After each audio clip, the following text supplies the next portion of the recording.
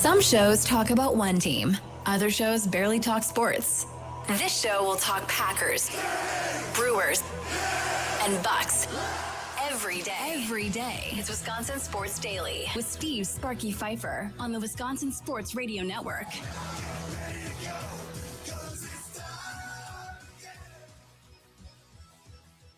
Welcome in. How we doing here on a Monday? Lots to talk about, obviously, today. You've heard a lot of it already talked about, I am sure, earlier throughout the day, whether it be on Inside Wisconsin Sports with Trevor and Josh, whether it be at 9 to noon with John Kuhn and Brandon Snide. Rami Makaloff is off. Mason Crosby, he's still off as well. So you heard Mitch Thunder Nellis and Tommy Wirtz. Coming up on today's show, we got some guests on today's show. Tim Dillard, he'll join us as always at 2:20 for his weekly hit, talking about the Brewers who have lost 5 in a row from Brewers TV. He'll join us at 2:20. Tom Milewski from Badger Extra, Wisconsin State Journal. He had the news on Chris McIntosh last night after covering the men's loss in the national championship game in hockey. So we'll talk to him coming up at 2:40. Plus, we will also jump into some Bucks talk to start off the show. Also, we'll talk some Bucks with Eric Nehm, the Athletic Bucks beat writer, will join us at 4:20. He has a great piece up at The Athletic concerning the Milwaukee Bucks. Before we get into all of this, we have Tim Dillard in the next segment. So I don't really know if we're going to take calls per se, because I have a lot of stuff I want to play sound-wise before we get to that. First, before we get to the depressing news, I would like to talk about the fact that some good things did happen. Cormac Ryan, A.J. Green for the record, gets it to fall. The greatest three-point single-season performance in Bucks history. A.J. Green, 233s on the season. A.J. Green, unbelievable. Don't have enough words. I don't have enough words either. Other than it's a crying shame that he broke Ray Allen's record. I don't. You're not happy about it at all? Really disappointed. Because that name now is going to be there. I mean, I'm happy that he's happy and all of that. Someone justifies the contract extension, right? It's a great honor. Yes, it does. But I mean, nobody's ever going to look at that name and be like, oh man, remember that year? Nobody's ever going to say it because half the people didn't even watch this year because they were so bad. Pretty much nobody was watching that when it happened, right? No. And you say that's why it sucks. You say they're not going to remember this year. They'll remember this year, just not for the basketball that was happening on the court. Just absolutely horrible. AJ Green after the game. Yeah, it was. I mean, it's an honor. It's a blessing, and yeah, just grateful for it. Again, he's a legend, right? Absolute legend. Right. Yeah. Especially 3-point shooting. Kind of paving the way for guys like me to come in and have success. And he shaped the game in a lot of ways. So it's an honor to be up there. Hasn't really kind of set in yet. Sometimes it takes time, but it's cool. So I'm sure. Yeah, just got to try to beat it again, I guess. Yeah, you guess. Listen, I'd trade him, right? I mean, he'd be gone. I wouldn't keep AJ Green If this gets you some stock to move A.J. Green in the offseason by selling that he holds the record for most three-pointers in a season, and this raises his stock to get you something in return, goodbye. See you later, A.J. Green. Good luck in your future endeavors. I'd be totally fine moving on. Totally fine with it. Now, again, there's a thing that goes along with A.J. Green. He's a nice shooter. He is. And I'm not saying that he's not. However, what is he? What is he? He's not a starting guard in this league. That's for damn sure. What is he? 7th, 8th guy on a championship caliber team? Maybe. You're not even convinced of that. Well, I like AJ Green though. I wasn't mad when they gave him the contract extension. I think if he's a 7th, 8th man on a championship team, he's that's a good team. That's a good 7th, 8th man to have. Why is Mitch Nellis hovering for? Because he's mad that you hate AJ Green. What is wrong? So first of all, I don't have headphones on, so I can't hear if Charlie's You can't talking. hear Charlie. That's fine. But I can hear you. Yeah. Can I say it out loud? Don't swear. Whatever it is. No, but he's white. So what? So that's why everybody loves him, and that's why everybody's celebrating. In fairness, I hate Ray Allen. But I love Ray Allen. If we're being fair about it, he's not Ray. It's just like if somebody wins the home run title or has some big year, you're like, man, I'll give you a perfect example. Okay. What if the scoring title or the scoring guy in a single NBA season, if the leader right now is Bam after that game, right? What would that say? It's gross. It's horrible, right? But thankfully, Wilt has it, and he'll never be able to say he has it, which is great. I'm surprised. I'm not saying he's Bam necessarily, but I mean, again, like Charlie and I just talked about, he's not even a starting guard in most lineups in this league right now. But I'm surprised that didn't happen more often this last weekend in the NBA because of what a joke this season became with all the teams tanking. But I was there Friday night, and the crowd was cheering. But, man, there were a lot of us. There were a lot of us in the stands thinking, that's Ray Allen's record, man. Like that's Ray Allen's record. And I am a Ray Allen fan. I love those Ray that Allen. weren't there, probably 5 other people watched the game, right? Ty Windish watched it. Camille Davis, he was probably at the game. But, I mean, there was probably a handful of people that actually saw him hit the record. Everybody else saw it on X or on Instagram or TikTok or Facebook or somewhere else. Hell yes. I wasn't watching that stupid game. It was over. No, I wasn't. Come on, man. I mean, you really have to be that's what the crazy season turned to be into. watching that crap at the last game at the end. I was shocked. And I know Cooper Flag got hurt yesterday, but I was shocked that Dallas didn't try to get him 100 yesterday to try to win the Rookie of the Year. I was shocked that, we saw David Robinson. Remember David Robinson scoring 71 on the last game of the year to get him the scoring title over Hakeem? Like that stuff happens at the end of Pat Connaughton scored 43 points in the last game of the year last year. My point. See? Right. It's garbage. Yeah. Like it's Pat just Connaughton. dumb stuff that happens. Correct. Now, real quickly, I don't want to sidebar this because I don't have much time to get to Tim Dillard, but you hear the rumblings, Jason Kidd potentially goes to front office in Dallas to run things potentially. He's getting a lot of praise for how he's handled Cooper Flag down there. A lot. Whatever. I mean, and here he got ran on a rail. But Giannis to Dallas? Sure. I don't know what they have to give back. Right. Well, we're not getting Cooper, so. No. But again, I don't. Klay Thompson doesn't really want to be there. If we're going to be honest, I don't think he's going anywhere. I think he signed the extension. That's what I think. I think he's going to Miami. We'll see. I want to be on record. He's going to Miami. Okay, that's fine. Yeah. Hey, AJ Green for 3. Yeah, goodbye. But now this dude I can get excited about. This guy, Cormac Ryan. Just handling the basketball and being an operating and attacking player. He's one of the guys that has really thrived in this opportunity. There's Cormac Ryan. Gets the steal, takes it all the way in for his first 2. I mean, the cloud 9 that he has to be on right now, few can really understand what that feeling is, and you're just happy for him. And just like that, he's got a cool 5 points, Wesley. Drafted in the first round in 2025. That was an NBA record. That many first-round draft picks in the same draft. How about Cormac Ryan has the last 7 points. 4 of 5 from 3 here tonight. Well, generating those 3-pointers without Giannis has been so crucial. Cormac Ryan, hold that follow through. Later playing time windows. Yeah, they usually those those were the matinee games. Cormac Ryan, rookie Ryan. As you can tell from his very first shot coming down in transition and pulling. We're talking about confidence right here. Look at Cormac. Look at Cormac. It's like he's on the New York City playground. Okay, so Cormac Ryan, two-way player, been sitting down there waiting for his opportunity. He gets his opportunity for the last few games of the year.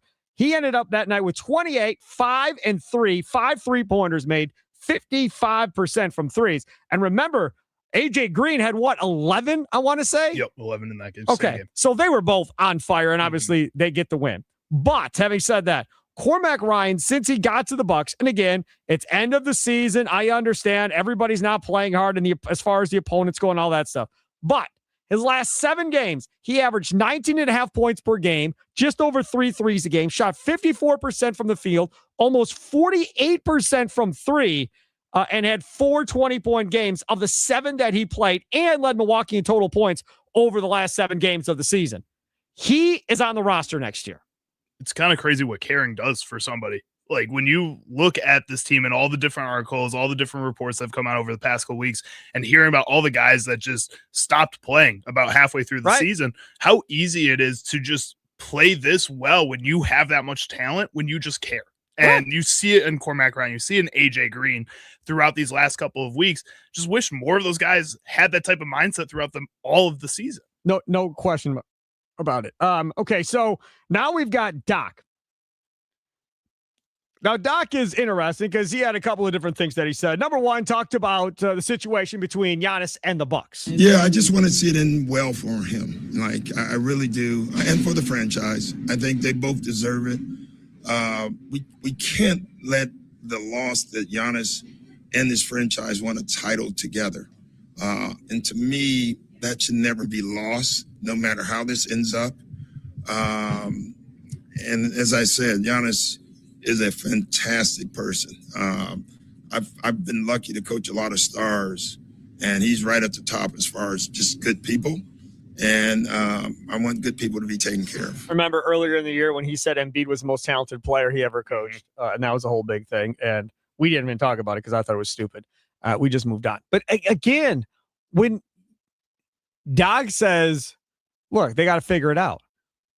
He also said, man, when you win a championship together, man, you're connected by blood forever at that point. Like, no matter what happens, you all will always have that for the rest of your life. You'll be back to at reunion parties together and signing autographs together, doing cruises, reunions together, cruises, you get to go on cruises, you get all this cool stuff. And, you know, being the first one to win it in 50 years in Milwaukee, God knows it may be another 50 years before they see an NBA Finals. You gotta really kind of think about that. Doc Rivers asked to reflect on the season after his last game as well. Yeah, it's too early to reflect. Honestly, I just want to be known as a good guy. At the end of the day, a good parent. And I was able to change some of the players that I've coached lives. Other than that, it's not really for me to talk about, and it's too early to talk about. All right, so there's Doc Rivers. Good guy. Okay, well, if you read the Eric Nehm piece, there's a piece in there where apparently they're in, where was it, Phoenix, and he brings some of the veterans over and says, hey, man, y'all are killing me this year. Not lacking focus, not being prepared, all this stuff. He laundry lists to him of his issue with him. And these guys got mad and started fighting back, verbally, obviously. And then unnamed player in the piece said, that's when I checked out on the season after that little encounter.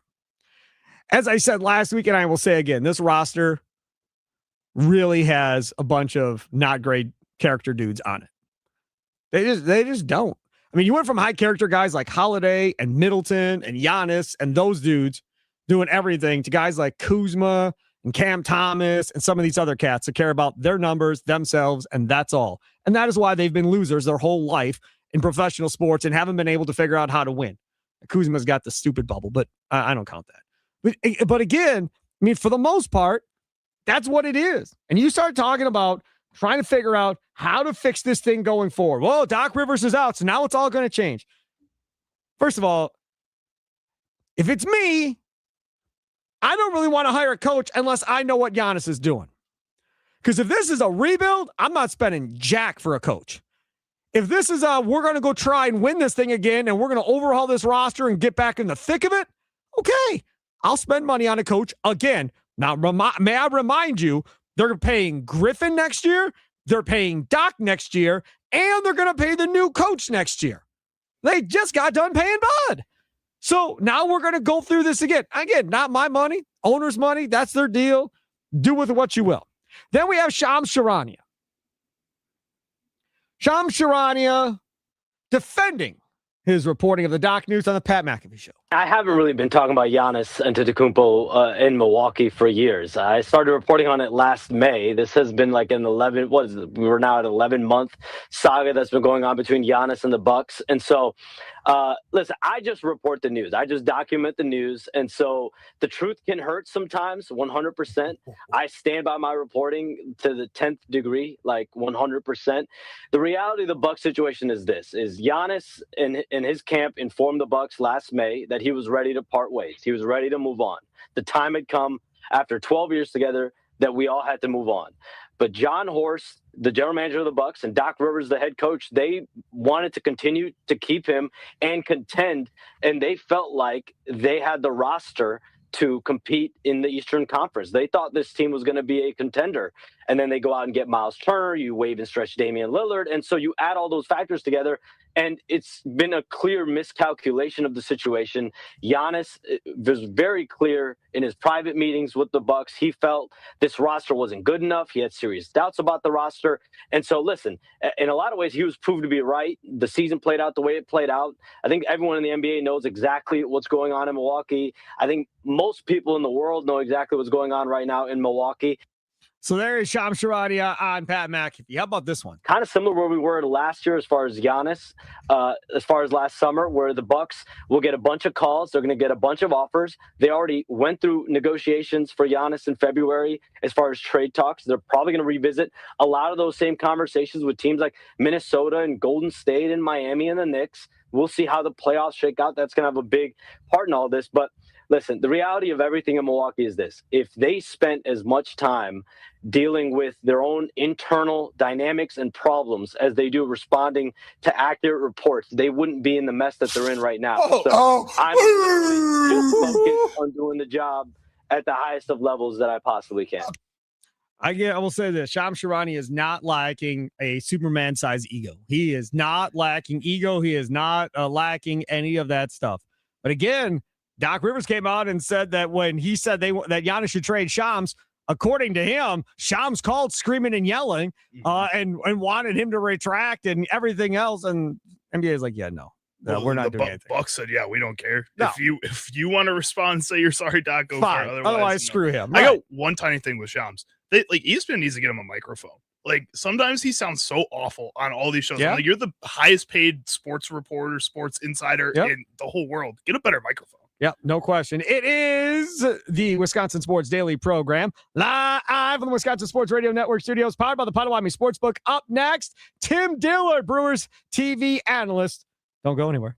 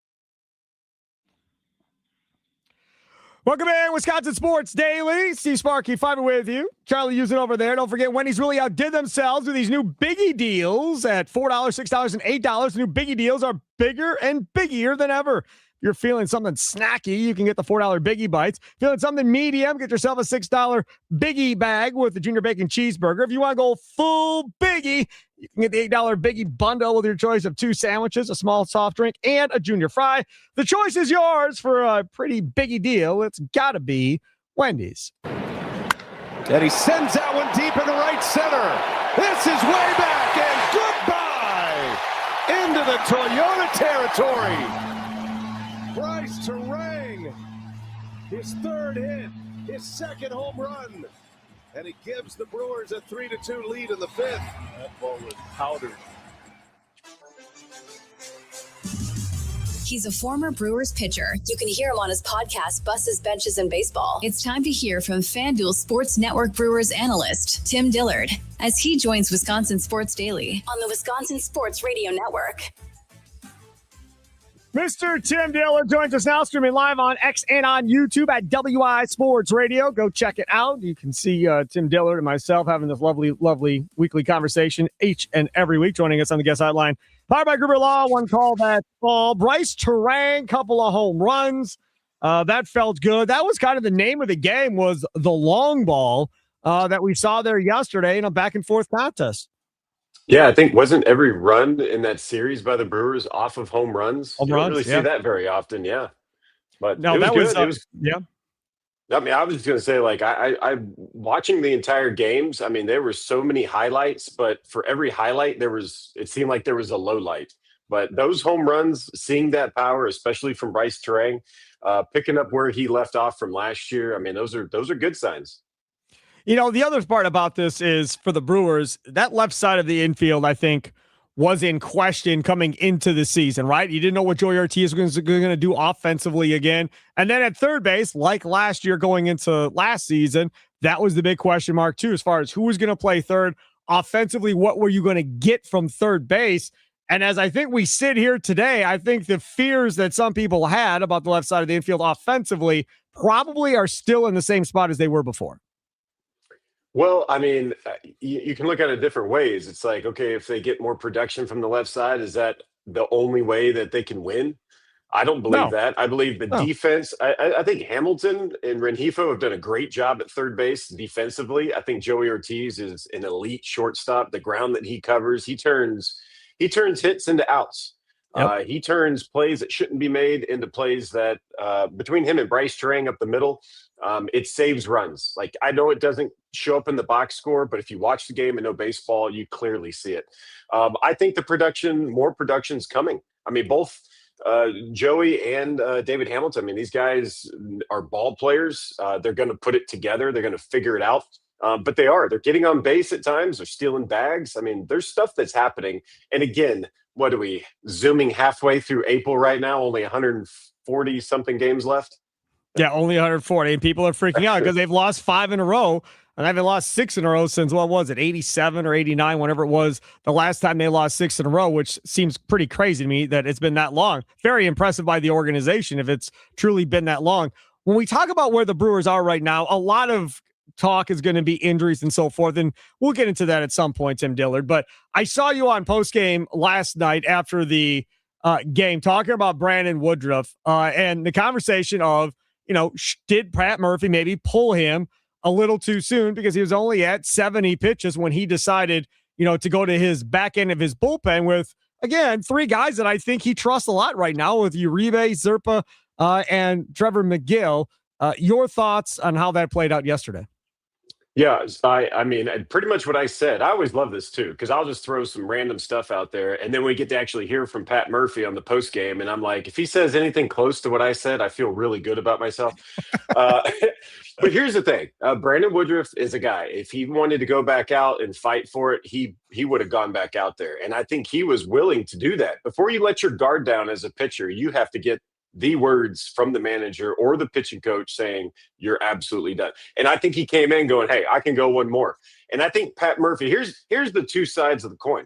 If Pat Murphy throws him back out there and he, reaching a pitch count limit up in the 90s, or like if it's a bad inning, then all of this heat goes on Pat. Why are you throwing Woodruff back out there? And then he's got to be like, well, he wanted to go back out there, and I felt like, I trusted him. Now you're throwing it on Woodruff. So there's a lot of different things. But when you have a bullpen like the Brewers, it's easy to go to those guys. And Uribe hasn't been bad at all. Serpa has not been bad. McGill had one bad outing where it didn't go his way. So you can't sit there and go, he's going to Joe Schmo in the bullpen. No, this bullpen's been good. So he goes to these guys. I think the only thing that you could second guess on was putting Serpa back out there for the second inning, because you brought him in to clean up Uribe's inning. And anytime a bullpen pitcher comes in, and I know this from experience, when you're throwing these white knuckle pitches to get out of a jam, and then you get out of it, there's such a sigh of relief that oftentimes, and you'll see it if you pay attention, when that guy gets run back out there, it oftentimes doesn't go well. So as soon as he was walking back out to the mound, I was going, this is not a good call. I was saying that in real time.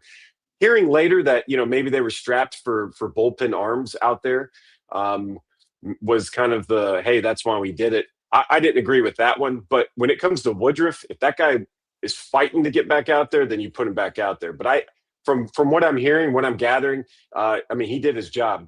Going 6 innings, having that many up downs. I know it was only 70 pitches, but that's a really good outing for him. And you know what? The bullpen's job is to take over after that.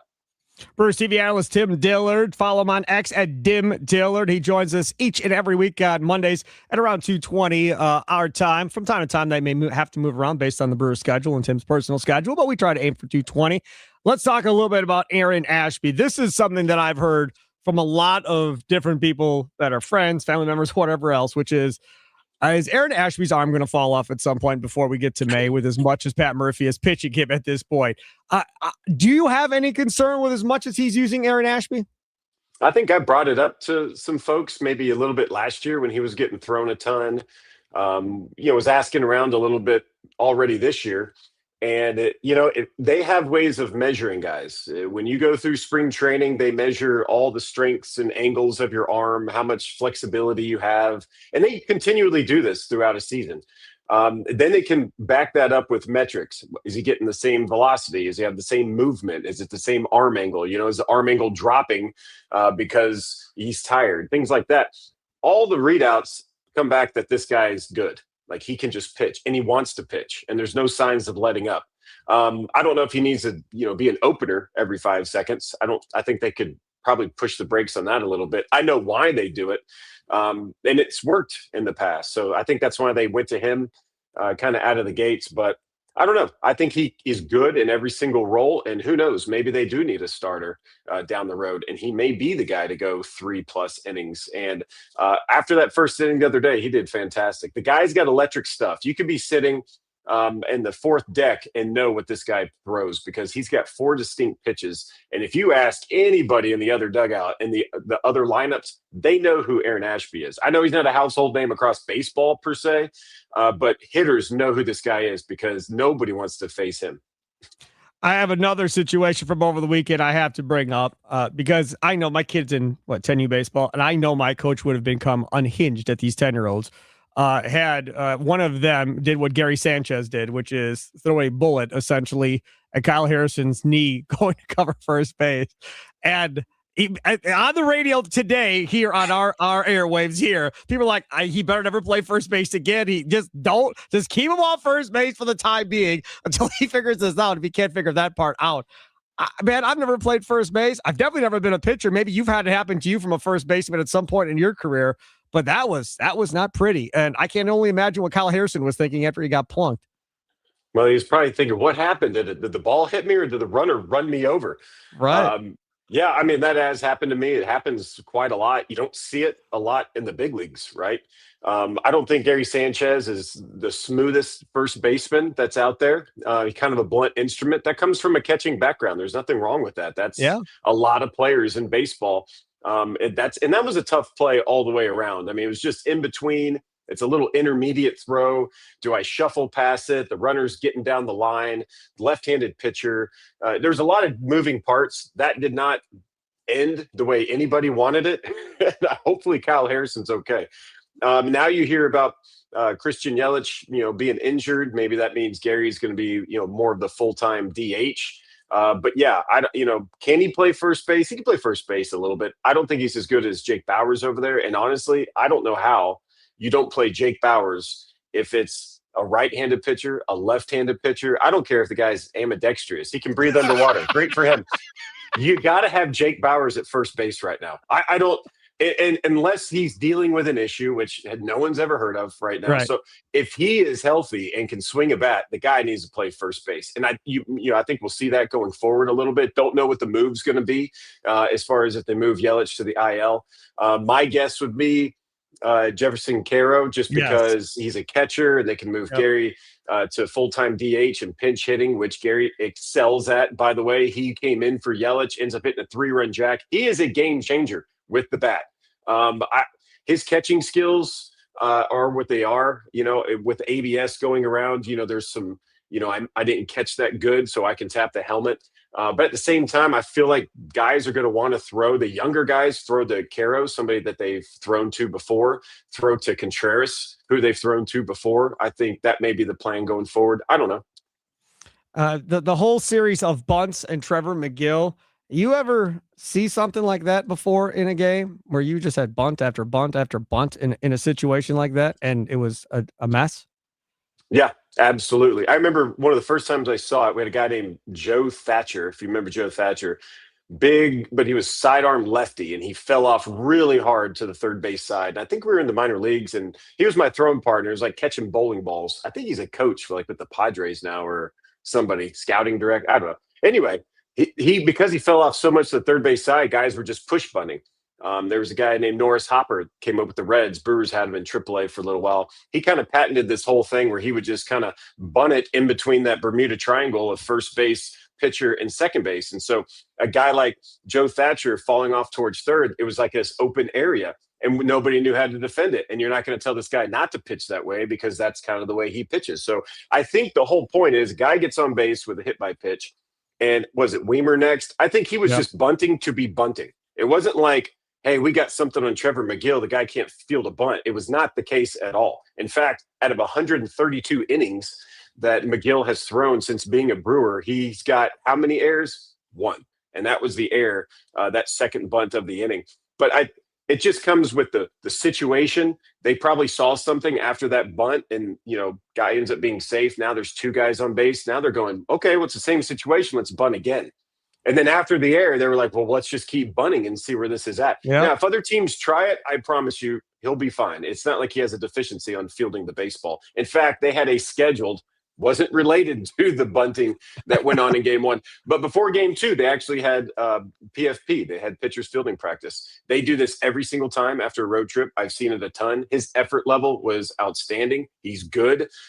He can move his big feet. He's a big guy, and he can move. So I think in the moment it made sense because they were bunting and because that's what the situation was. I just think they took advantage of him a little bit and the game got really fast on him. When you see a guy trying to do the force out at home and there's no force out, it was like, game got a little quick. So it happens to everybody. And I don't really foresee that being an issue going forward. There he is, Tim Dillard. Again, follow him on X at Dim Dillard. Brewers TV analyst joins us each and every Monday at 2:20. Thanks so much for coming on, man. I appreciate it. Yep. Thanks, Sparky. There he goes, Tim Dillard on the guest hotline powered by Gruber Law. One call, that's all. Coming up, Todd Milewski, Badgers Extra, Wisconsin State Journal. We'll talk about what all is going on there with our guy Chris McIntosh, no longer the athletic director. We'll talk to him coming up. But first, let me tell you about winners. They win. They don't quit on you. They don't quit. They win. They don't step down. They win. Habish, and Rotier. National reputation, hometown service. In fact, if there was a Hall of Fame for injury lawyers, Habish, and Rotier. First ballot, baby. First ballot Hall of Famers. Habish, and Rotier. 13 locations around the beautiful state of Wisconsin. Listen to the game in Wausau. They're there. You're listening to WNFL in Appleton, Green Bay, and all that gigantic area that flamethrower covers. They got you. They're right there for you as well. And, of course, all over southeastern Wisconsin, plus in Madison, Lake Geneva, Sheboygan. They're all over the place. They're where you want to be because they've been able to grow and grow and grow some more. Why? Because they take care of the people that they work with. very approachable, easy to work with, and they're trying to do the best they can for you because your case is just as important as Charlie's case or my case or Mason Crosby or John Kuhn's case. Just as important in any of those cases is your case. And that is what really helps to set them apart. And amazing lawyers, obviously, they go on top of it. So again, if you're injured in a car accident and you're trying to figure out where to go, Habish, and Rotier, baby. That's where you go. National reputation, hometown service. Check them out at Habish.com.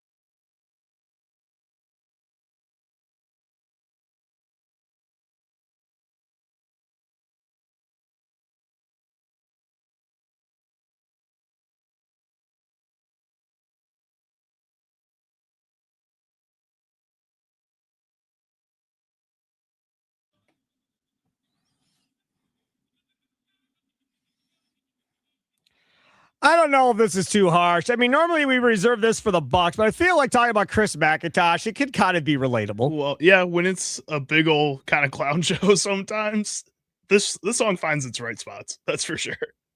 These are all random, so it just randomly came up. It wasn't done with intention, but it kind of fits with what we're going to talk about next. Joining us on the guest hotline, he is our friend from the Wisconsin State Journal and Badger Extra, Todd Milewski. Follow him on X at Todd Milewski. I'm not sure if he has slept at all in the last 24 hours, so we'll find out. Todd, how are we doing from covering the national championship, Badgers hockey team, and losing that game to Denver to then having the breaking news of Chris McIntosh stepping aside? As long as I keep moving, I'm doing okay. And then, hey, to have Yakety Sax playing as I come on, that helps. That'll get me going. Sure. Okay, before we get to McIntosh, I want to talk about this national championship game that the Badgers hockey team lost. I mean, they have 16 more shots on goal than Denver did, and we're up 1-0, and somehow or another still figured out a way to lose this one. Yeah, they really need to get to a second goal, and had a bunch of chances to do it. And Denver's goalie was just really, really good. Not to say that anything Wisconsin did was especially bad. They had one bad shift in the D zone, and that tied the game. And from there, Denver kind of got some momentum and scored again. 5 minutes later, 10 minutes later, whatever it was. And yeah, that's a rough one. That one hurts because they did just about everything right, and it still didn't end up in a win. And that's the other thing too about this. When we talk about the Badgers in Denver, Denver's won 3 of the last 5 national championships at this point. And are they simply that much better than everybody else? What separates them? Because that's been since 2006 for the Badgers. Yeah. And Denver is a program that has been around and near the top for a long time. They had a little, a brief, I guess, hiatus where they're trying to find their way back. But that is one of the blue bloods of college hockey. They won 11 titles more than anyone else. So they are definitely up there. It is I think a thing where you have to have players who know how to win, know how to get the job done in critical times. And that maybe was the difference there in the third period, where Wisconsin, hasn't been in a ton of games where they're trying to hold on to a lead, especially lately, trying to hold on to a lead late. Boy, that's a tough way to learn lessons about what it takes to play in the clutch, seeing the other team get the trophy after the game because of it. Tom Milewski, Badger Extra, Wisconsin State Journal. Follow him on X at Tom Milewski. I want to transition here. Hastings was a guy that McIntosh obviously brought in, but news breaking last night that Chris McIntosh, his athletic director, stepping aside, leaving, and now heading to the Big Ten for a newly created office in the Big Ten office. People were joking around that, clearly that was tampering from the Big Ten office to steal away an athletic director from inside the conference. But having said that, Hastings was one of his hires. Is that the guy or the person that you will associate with McIntosh from a positive standpoint? Because basketball guard was there, volleyball coach was there, women's soccer coach, I believe, was there. I don't know who else he was kind of all in on. I mean, he did have a hand in hiring Rowden Pinchton as women's basketball coach. And so a lot of these things really, you can answer it now one way, and you can answer it in a year another way, and answer it in 10 years a completely different way. That's the way this works, right? Because your legacy is based on, what you're looking at in the moment. And obviously with football, it doesn't look great right now. Where that is in 5 years, we still have to see. I mean, we can all make our guesses and base it on things we've seen in the last couple of years, but we don't know for sure. With Hastings, it's the same way. We don't know for sure they're coming back ever to a national championship game or going to a Frozen Four. So, and same with women's basketball. Are they ever going to turn the corner and get back to winning seasons? So as of right now, you're really looking at it and in the positive way. Yeah, Mike Hastings has been a really good hire from the Chris McIntosh era, and probably stands out as the one to kind of be on the mountaintop for his legacy here. But Everything else is, really, really, really up in the air. The other part about this, I guess, is not only is there no athletic director, but now there's no chancellor either, Todd. So now, I mean, you want to talk about being up in the air? I would say every coach's job is kind of up in the air right now, because I would assume before they get an athletic director, I mean, I know the chancellor said, well, the intern person is going to be in charge of this search, but I just don't see how you could potentially hire an athletic director before the next chancellor is put in place.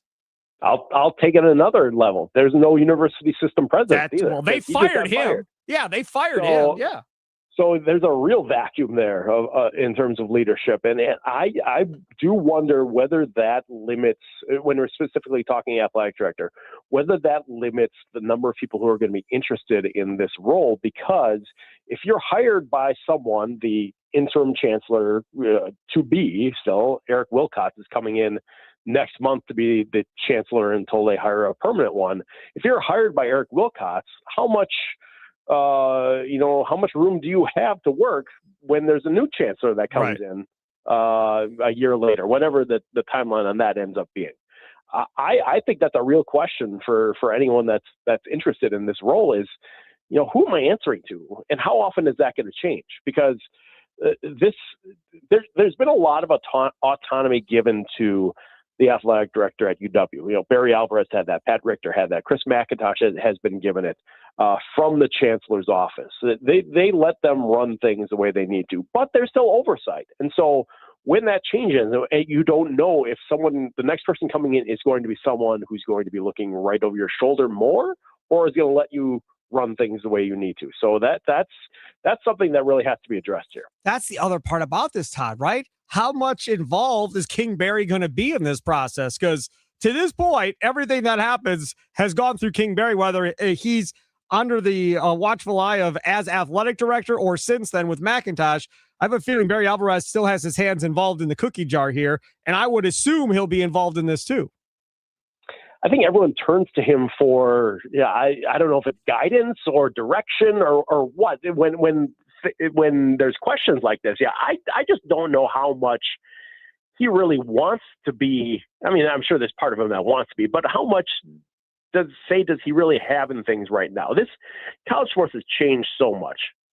You're not necessarily looking for a football coach as your athletic director anymore. You're looking for a business person. Right. So, not to say that Barry wasn't really good at what he did there, but he also put some really good people in place to handle a lot of things for him. So I think maybe there's some role there, but I wouldn't go to extremes and saying there's a big line between Barry and who's going to be the next, or who's choosing the next AD or anything like that. We only have like a minute left here before break, but I just wonder how aggressive they're going to get going for somebody else. Like a Pollard, the Iowa State athletic director, who's from Wisconsin.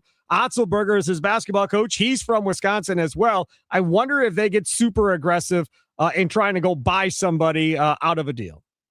I wonder that too. I wonder who are the people that really want this job, that really are like, if this came open, I would drop everything for it. I just don't know how many people are out there that are like that right now. So that's something that's going to maybe shake out in the next few days and weeks here. But it's whatever you say about the situation, however, it's still a Big Ten job. And so that's going to be attractive to a lot of people. Yep. I agree with you. I got to cut you off. I got to cut you off because we got to get going here. Absolutely. Todd, thank you so much for coming on, buddy. I appreciate it. Appreciate it. There he is, Todd Milewski. Follow him on X at Todd Milewski on the guest hotline, powered by Gruber Law. One call, that's all. It's Wisconsin Sports Daily, live from the Wisconsin Sports Radio Network studios, powered by the Potawatomi Sportsbook. Up next, let's talk more about the Crew and what happened this weekend with you.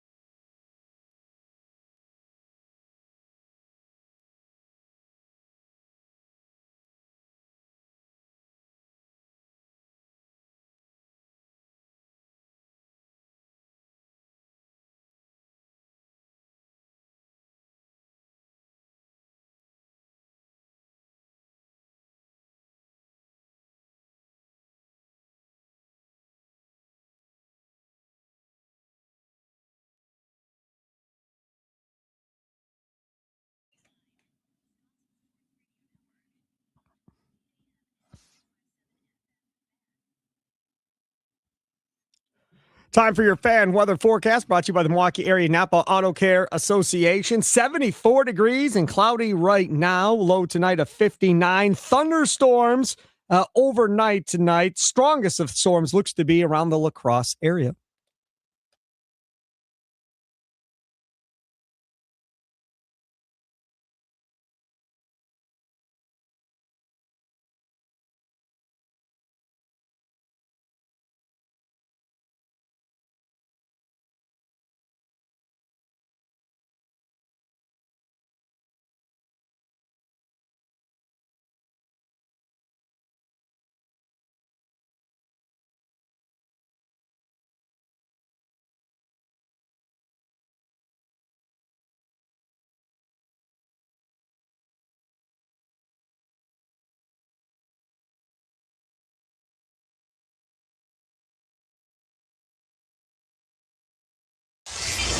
Some shows talk about one team. Other shows barely talk sports.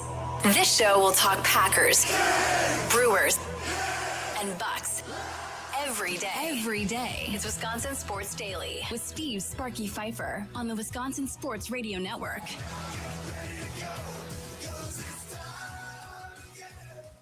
It is time again. A Monday. Lots going on. Doc Rivers out. We will talk to Eric Nehm, Bucks beat writer for The Athletic. He'll join us coming up at 4:20 about that. My thanks to Todd Milewski for joining us there in the last segment from the Wisconsin State Journal and Badger Extra, talking about the men's hockey team losing the national championship game and Chris McIntosh stepping aside.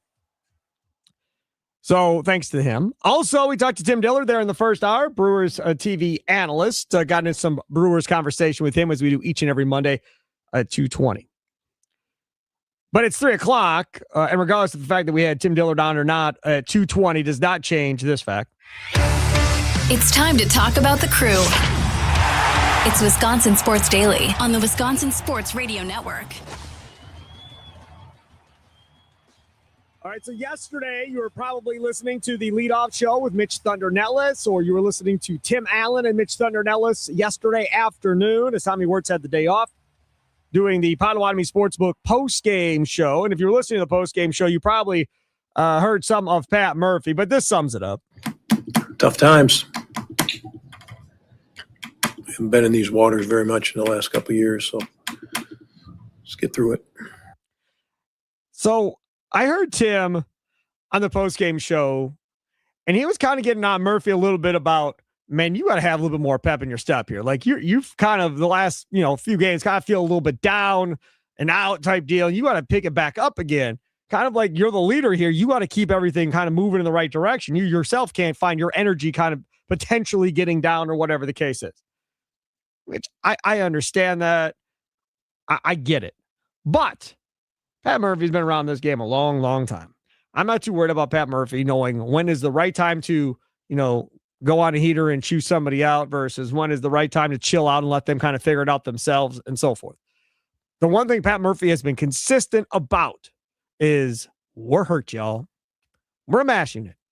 Not much I can do about this. We have what we have. We've got to figure out how to survive. Now, the good news is the first 10 games, they were looking great.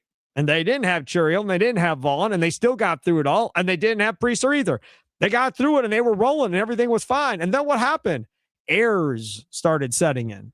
Timely hitting and hitting in general started to go away a little bit. And it went away against a garbage Boston team that had 2 wins when you got to them. And then a Washington team that, I think that Nationals team is somebody that people look at and go, they're young up and coming. Whether they bust in this year and get over 500, but they're coming. Like you can see the talent, they're starting to go. And they went.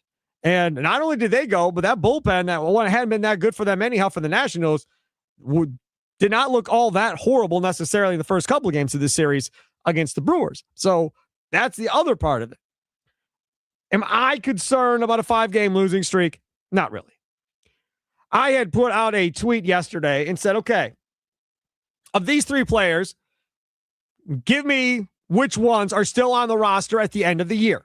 In September. I didn't even say the end of the year. I should just said in September, right? When you're locked in, here you go. This is what we're playing with.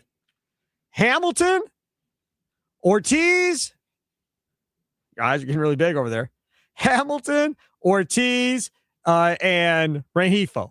Of those three, how many are still on this roster in September? I had one person say all three of them. Nobody else said all three of them. A lot of other people said none of them should be, but there probably will be one or two. How would you look at those three? Because I brought up Tim Dillard earlier, and he's like, well, you play really good defense. That helps your team. Maybe if your offense isn't going in. When they do get on base, they steal some bases like David Hamilton does and so forth. So, I mean, I get how you can look at that and say it's a positive, but this same argument about third base was said prior to last year and was said prior to this year. Now, I defended it this year, and I'll defend it all year because I really believe this is a gap year kind of for the Brewers, to where they're waiting on Madej to get there and Fisher to get there and kind of take that left side of the infield and kind of go. And potentially Cooper Pratt, right? So if it ends up being Fisher at first base, Madej at third, and Cooper Pratt at short, if that's what it ends up being with Terang at second next year, then that's fine if that's what it is. But I don't think they really wanted to go out and give anybody a long-term contract necessarily for the left side of that infield, knowing their young studs are on their way and are knocking on the door. So they just kind of patchworked this thing together and said, hopefully that'll be good enough and we'll get back into the playoffs. Yeah, we'll probably lose, but we'll get back in. And then next year, we'll start bringing the kids in. I guess. But last week, Friday, we talked about all the great stuff that Jesus Madej is doing down there. And even guys like Blake Burke at the AA level are just mashing right now. And you have all this talent that just looks ready to take that next step. And it feels wrong to me to sit back and say, hey guys, just wait a whole nother year while you're doing amazing things and the whole country can see it. And we're sitting here playing Joey Ortiz, who I looked at his hit chart earlier today, has all singles, and his farthest hit is like 15 feet past second base. Like that's his season so far. And outside of that, he hasn't really been that good. And I think your question before, out of those three guys, I think one guy stays. I think it's David Hamilton, just because he's been a plus on the base paths when he does get on base every once in a while. And defensively, I think he's solid enough. He can stick around as like a utility guy. But Rengifo and Ortiz, I don't think are on this team by September. Like, I don't think that's the case. I think if I had to pick which one was on this team, I would pick Joey Ortiz, because I think that if Joey Ortiz hits around 250 or so, somewhere in that area, Joey Ortiz will go to third base and Cooper Pratt will play shortstop. And that's going to be the left side of your infield, because Ortiz has played third base before. That he's done it. We know defensively he can do it, and he's a wizard over there. He's fine. So he plays third, Cooper Pratt plays short, and Hamilton and Rengifo, again, you're probably going to keep Hamilton because of the speed. Maybe Rengifo ends up being the odd guy out, per se, at the end of the day, but you're not paying him that much. What are you paying him? Like $3 million or something like that. So that's still not all that horrible when it's all said and done. Here's Pat Murphy after the game last night. Yeah, I mean, Woody was great, first of all. I mean, give up 2 runs, but I mean, he was great. Giving us just what we need, 6 innings, what can you ask? He said, Murph, you want me to go out for the 7th? I can. But we had all our relievers healthy. Why would we do that to the kid? Even though his pitch count was low, he'd never been 7-ups in how many years. So it was like, that's good. You've done your work. He said, I'm about out of gas. So it was clean. I mean, it was Uribe, Zerpa, and McGill. And Aspie was an emergency only for maybe one hitter or whatever. But then, Uribe didn't do his normal stuff, so we had to bring Zerpa in an inning. I told Zerpa, you're going to pitch an inning and a half. Are you ready for that? 25 pitches, no more than that. I got it. I'll see. Can I just pause it there? That's very important to me. Now, we had Tim Dillard on earlier, and Dillard said, man, when you bring somebody into a white knuckle situation and they help get you out of it, to ask them now to sit down, wait, and then go back out and get themselves back up again, that is a tough ask. Okay? That's coming from a guy that's done it and has been in that situation. So now here's Murphy after the game last night saying, hey, we asked him, you good with this? This is the scenario. This is what I'm asking of you. To me, if you're Zerpa, you love that, because you know that this isn't going to be some surprise where, get out of there, sit down. And then after like 2 outs, he comes up to you and goes, hey, man, I need you to go back out there and throw another inning. Okay. Right? Now you got to get yourself back up. At least in this situation, he knew after he got out of that mess, he had to figure out either how to keep himself up, if it was possible, whatever, to get himself back out there to pitch another inning. I appreciate Murphy again, communicating with the player. Well, and that's all that it takes sometimes. I think when you talk about how Pat Murphy has won these Manager of the Years the past 2 years, it's because he has close relationships with his players and understands what they need and understands that communication really drives a true kind of group to a championship level like they have been. And talking to your pitchers in these moments where I think he has confidence in every single player that he has on the field. He wouldn't have him on the field. He'd tell you that if he didn't have that full confidence in that guy. And I think to go and have this conversation treats that pitcher like he's an adult and says, hey, I believe in you. He didn't have the most confidence in Garrett Mitchell and kind of got stuck on that one. He did. So that may not be the case then all the time. He started feeling better with Garrett Mitchell throughout spring training at the beginning of the year, and he played well. It took him pretty fast to change his opinion on Garrett Mitchell, and he said that too. No, I understand. I'm just saying maybe not all the time. When a guy's out there, he may be lobbying to get him off the roster. Matt Harmon be like, yeah, no, dog, he's staying. We like him. He's going to stay. You're just going to have to play him. All right, moving on. So we had the long inning after that. It was a decision like, do you go Zerpa? We scored 3 runs with 2 outs, so you don't have Ashby ready. So what do you think, Zerp? Or do you go to a non-leverage reliever at this point in a tie game? He said, I got it. And I, said to William, let me know if he's not, doing his thing. He didn't pitch great the inning before, but he gave up a couple of jam shots to the outfield. It wasn't like he was getting hit hard. He just gave up a couple of jam shots and missed a spot a couple times, gave up 2 hard contacts. We got him out of there. Didn't want to have to use Ashby again. That's 10 times in 14 Good 7 times in 14 days, I think. Yeah, 7 times in 14 days. That's a lot, for a guy that's won multiple. He's been 40 pitches twice. So, but we felt like, hey, keep it close here. We still got a shot because we knew they were out of pitching too, and not out, but out of their leverage guys. Yeah, we did. The first and foremost, you got to credit the Nationals. They played fantastic. They played loose. They played free. They're hungry. They had the right mix today. They hit a bunch of balls hard. They stayed after it. They base run. They execute.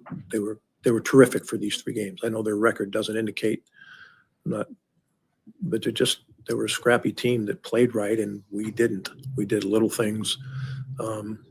We did little things that are not typical of how we've played, but every team's going to go through this, and it hurts like crazy. But I still like the team. It was brought up. There was a throw that Mitchell made over the weekend. I don't know if it was yesterday, what day it was. I don't remember. But he made a throw home. He had no chance of getting the runner. And the runner advances. The guy that hit the ball advances second base. And Vinny Rottino was like, see, little things like that will add up by simply not throwing to the correct guy at that moment. And now you give up a base runner, move up to the next base. And that is the type of stuff that adds up. Besides the errors, also just not playing fundamentally sound baseball and not using your brains at certain times. But again, with Pat Murphy, I trust him to get these guys right and to figure it out. I agree. They have been one of the most fundamentally sound baseball teams in the league for the past 2 seasons.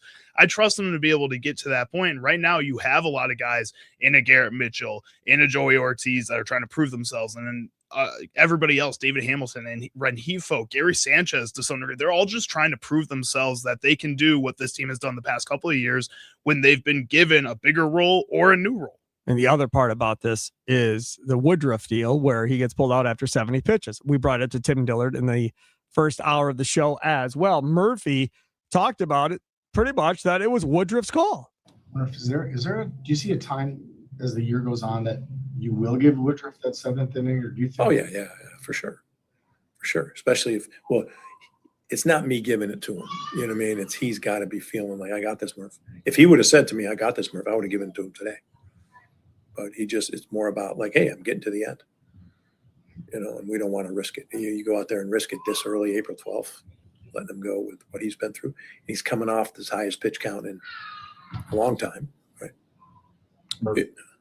With all the relievers in a decent spot in terms of rest, the Zerpa, Uribe, and McGill, we felt pretty good that we're going to be, and then Ashby is an emergency.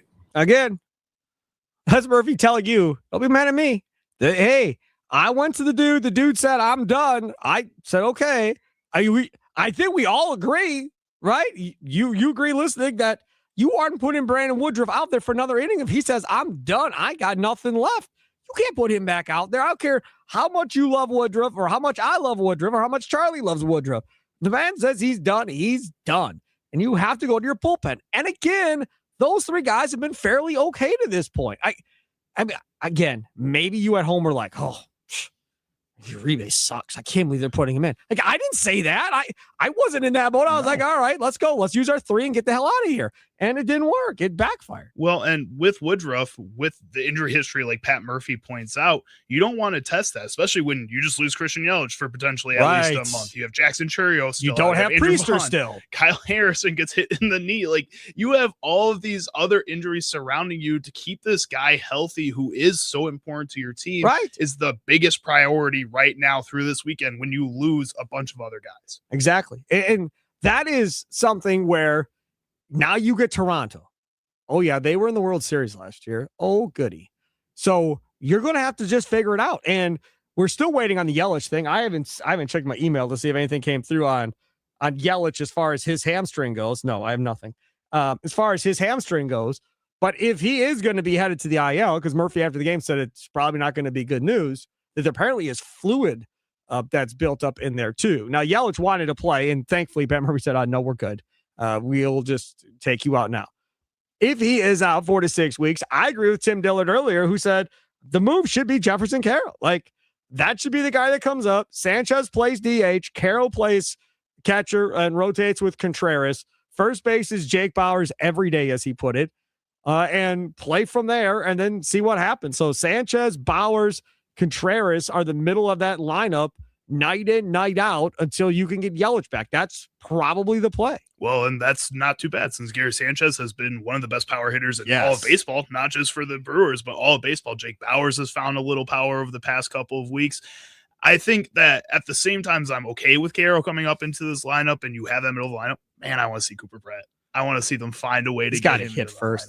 I can't bring you him just up. Paid him, man. You just paid but him. He's got to hit. See what happens. He's got to build some confidence and to get some hitting going and get going there at AAA before I'm even considering that. Now, we start talking about get going. This isn't going to make sense to you. All right. Thanks for prefacing that. Sparky's an idiot. Okay? I understand. So I'm willing, before I even say this, Sal Frelick should be back to hitting leadoff. Like, I've had my fill. If Yelich is going to be out, then move Terang down to 3, right behind Contreras, or Terang to 2, Contreras to 3, whatever. Let Sal Frelick going back to hitting leadoff with some protection behind him. Let him be the first batter of the inning, of the game, and start off. He did a great job hitting leadoff when they let him do it last year. He's been not good offensively to this point this year. Let's try to get that dude going. And if that means putting him back up at 1, and again, lengthening this lineup a little bit more and pushing guys down an extra spot, that's great too. But when I see a lineup where it's Frelick, Rengifo, and Ortiz at the end of the lineup, I'm just like, oh my goodness, that's horrible. And then when Lockridge is playing, he gets added to that mix. Now it's 6 through 9. I was like, they better score at the top because they ain't getting nothing from the bottom. I mean, that's tough. And if I feel that way, Pat Murphy, who has trusted, like you said, believe in all of his guys, privately is like, dude, I'm going to need a drink. I can't believe we're writing this lineup up. But it's just like the Bucks. You're starting guys that you know darn right well aren't going to start on any type of winning team at all in the NBA, but you're having to play them because you're at that point. And the Brewers, partially their fault for the left side, have to continue to write this out. So Frelick has to get going. If Yelich is going to be out, and we're still waiting, but if Yelich is going to be out, I think that's a play. Frelick goes to the top. Terang slides down to be more of a guy that can drive and runs, maybe in that 3-hole behind Contreras and Frelick. And then behind him is Sanchez and Bauers behind them. Either way, I don't care how you bet those two. 4, 5. And then who am I missing then? And then 6 is Garrett Mitchell at that point, right? And then you still got nobody after that. Huh? Why don't you let Garrett lead off? See what he has led off in his career. He has led off. Yes, I agree with moving Bryce Terang down. Yeah, I don't know. Sal Frelick is the leadoff guy, and he keeps hitting the same way he has to start the season. That's just a guaranteed out at the beginning of the top of the lineup, and that's going to be really frustrating to motivate this team, who we know just feed off of somebody going on a run. a little bit, and that helps. I think Garrett Mitchell is a guy that's proven this season that he can, for now, stay healthy. He's been able to have a lot of clutch hits. He's playing good defense. Reward him with moving him to leadoff. Again, if you have Vaughn and Churio, this isn't as big of a deal losing Yelich. It just isn't as big of a deal because Bowers can play DH, Vaughn can play DH, Sanchez can play DH, and you can still get your hot bats and rotate guys in and out of that DH spot. And now that lineup doesn't look nearly as bad. Now you legitimately have two bad apples in this thing at 8 and 9 at shortstop and third base, and the rest of the lineup, providing Frelick hits, is good to go at that point. And you can deal. Yes. And if Frelick doesn't hit, I mean, Lockridge has hit a little bit more consistently than Frelick. You have other options to rotate through there and see what you can do. It's Charlie Uses, see Sparky Pfeiffer with you. Coming up next, we'll get to Chris McIntosh. We'll talk more about this Badger situation. And Charlie Sounds of the Day coming up here at 3:40. Bring your cravings. Wendy's will bring the rewards. Download the Wendy's app today and start earning rewards. Wendy's rewards are fast, free, and full of flavor. Get 200 bonus reward points and a free 10-piece nugs just for signing up. Earn points on every order and trade them for fries, burgers, and more. Earn free eats faster than you can say fresh, never frozen. Loyalty has never tasted so good. Talk more about the Badgers and the Chris McIntosh situation straight ahead. It's Wisconsin Sports Daily, live from the Wisconsin Sports Radio Network studios, powered by the Potawatomi Sportsbook. Sparky here.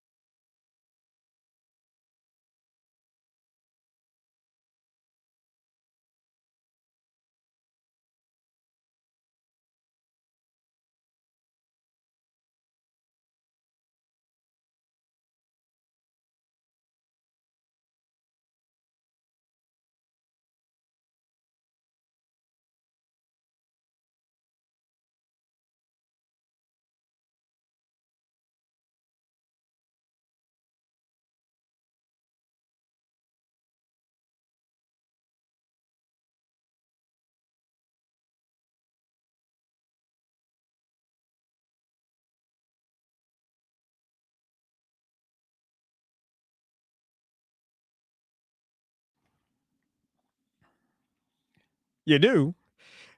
It's Wisconsin Sports Daily. C. Sparky Pfeiffer, Charlie Usen. Hope your Monday is going well. Thanks for listening. Thanks for tuning in. Don't forget, it's at Wisconsin Sports. Trevor and Josh, weekday mornings from 6 to 9 a.m. 9 to noon with John Kuhn, Rami Makloff, and Brandon Snide. Then it's the Macy Crosby Show with Mitch Thunder Nellis. And then it's this show, Wisconsin Sports Daily. And then at 5 o'clock, you got Tommy Wirtz, the big old hunk of love with Wisconsin Sports Wrap-Up. Tommy Wirtz is with you an hour before every Brewers game as well on the Wisconsin Sports Radio Network with the leadoff show. And then after the last pitch, you make the switch to the franchise Tim Allen and Tommy Wirtz after each and every Brewers game throughout the season. And they will keep you entertained, I promise, win or loss. It will be entertaining, and even more entertaining for those that are producing the show off the air, Charlie. Oh, yeah, 100%. Like, when you listen to Tim and Tommy just go back and forth, and, like, we should have – do you know what Patreon is? Yes. We should have a Patreon where, like, maybe we can figure it out. Some of the stuff we may stop to where they get the off-the-air stuff. Yeah, we could just film that, still record that, put it off to the side. Yeah, I think we could make that work. I'm telling you. People would pay to hear what Tim has to say sometimes. Highly, highly entertaining, that franchise, Tim Allen. Yes, he is. So definitely stay tuned for that, too. They're back at it tomorrow. Obviously, the Brewers off day today. Thankfully for us, there's lots to talk about. Brewers obviously lose 5 straight. We talked about that a couple of times already today. Chris McIntosh steps down as Wisconsin athletic director. He is headed to a newly created office at the Big Ten. Tom Milewski was on earlier at 2:40 talking about that. We got a few minutes, and we got to get to Charlie Sounds of the Day coming up here at about 3:40, 3:45 or so. I don't know how I really want to put this, because the part of this that kind of perturbs me and angers me a little bit is you just went to Governor Evers to get all this money, and then you got it, and then you said, deuces, I'm out. Like, am I supposed to believe that when all that process was going on, nobody at the Big Ten was talking to you? You had no inclination this was coming. And then after you got that passed, then the commissioner of the Big Ten said, you're pretty good. Why don't you come work with us and leave Madison? Because that's going downhill anyhow. Like, I want to know, when did the conversation start with the Big Ten? Was it during this Evers conversation? Was it before? Was it after they got the money and then the conversation started because he was able to pull money out of the government for Wisconsin, and now the commissioner of Big Ten is like, well, if you could do it in Wisconsin, maybe we could do it in the other states too. I don't know. But that's the part of me that irritates me. That you hired Fickle, which I applauded loudly. Very excited. National championship talk from him and Fickle. I was so excited that finally somebody was going to talk about national championship, because God knows Barry Alvarez never did. So I was like, okay, here we go. We got what we want. They got Fickle. Notre Dame didn't get Fickle. Nobody else got Fickle. Wisconsin got him. And then it stunk. Stunk in year 1. Quarterback got hurt from the transfer portal. He went to the transfer portal in year 2, and boom, guy got hurt again. In year 3, and boom, guy got hurt again. So what do we do this year? Back into the portal we go for a couple more quarterbacks to see if they can stay healthy throughout the year. Have no idea if they will or not.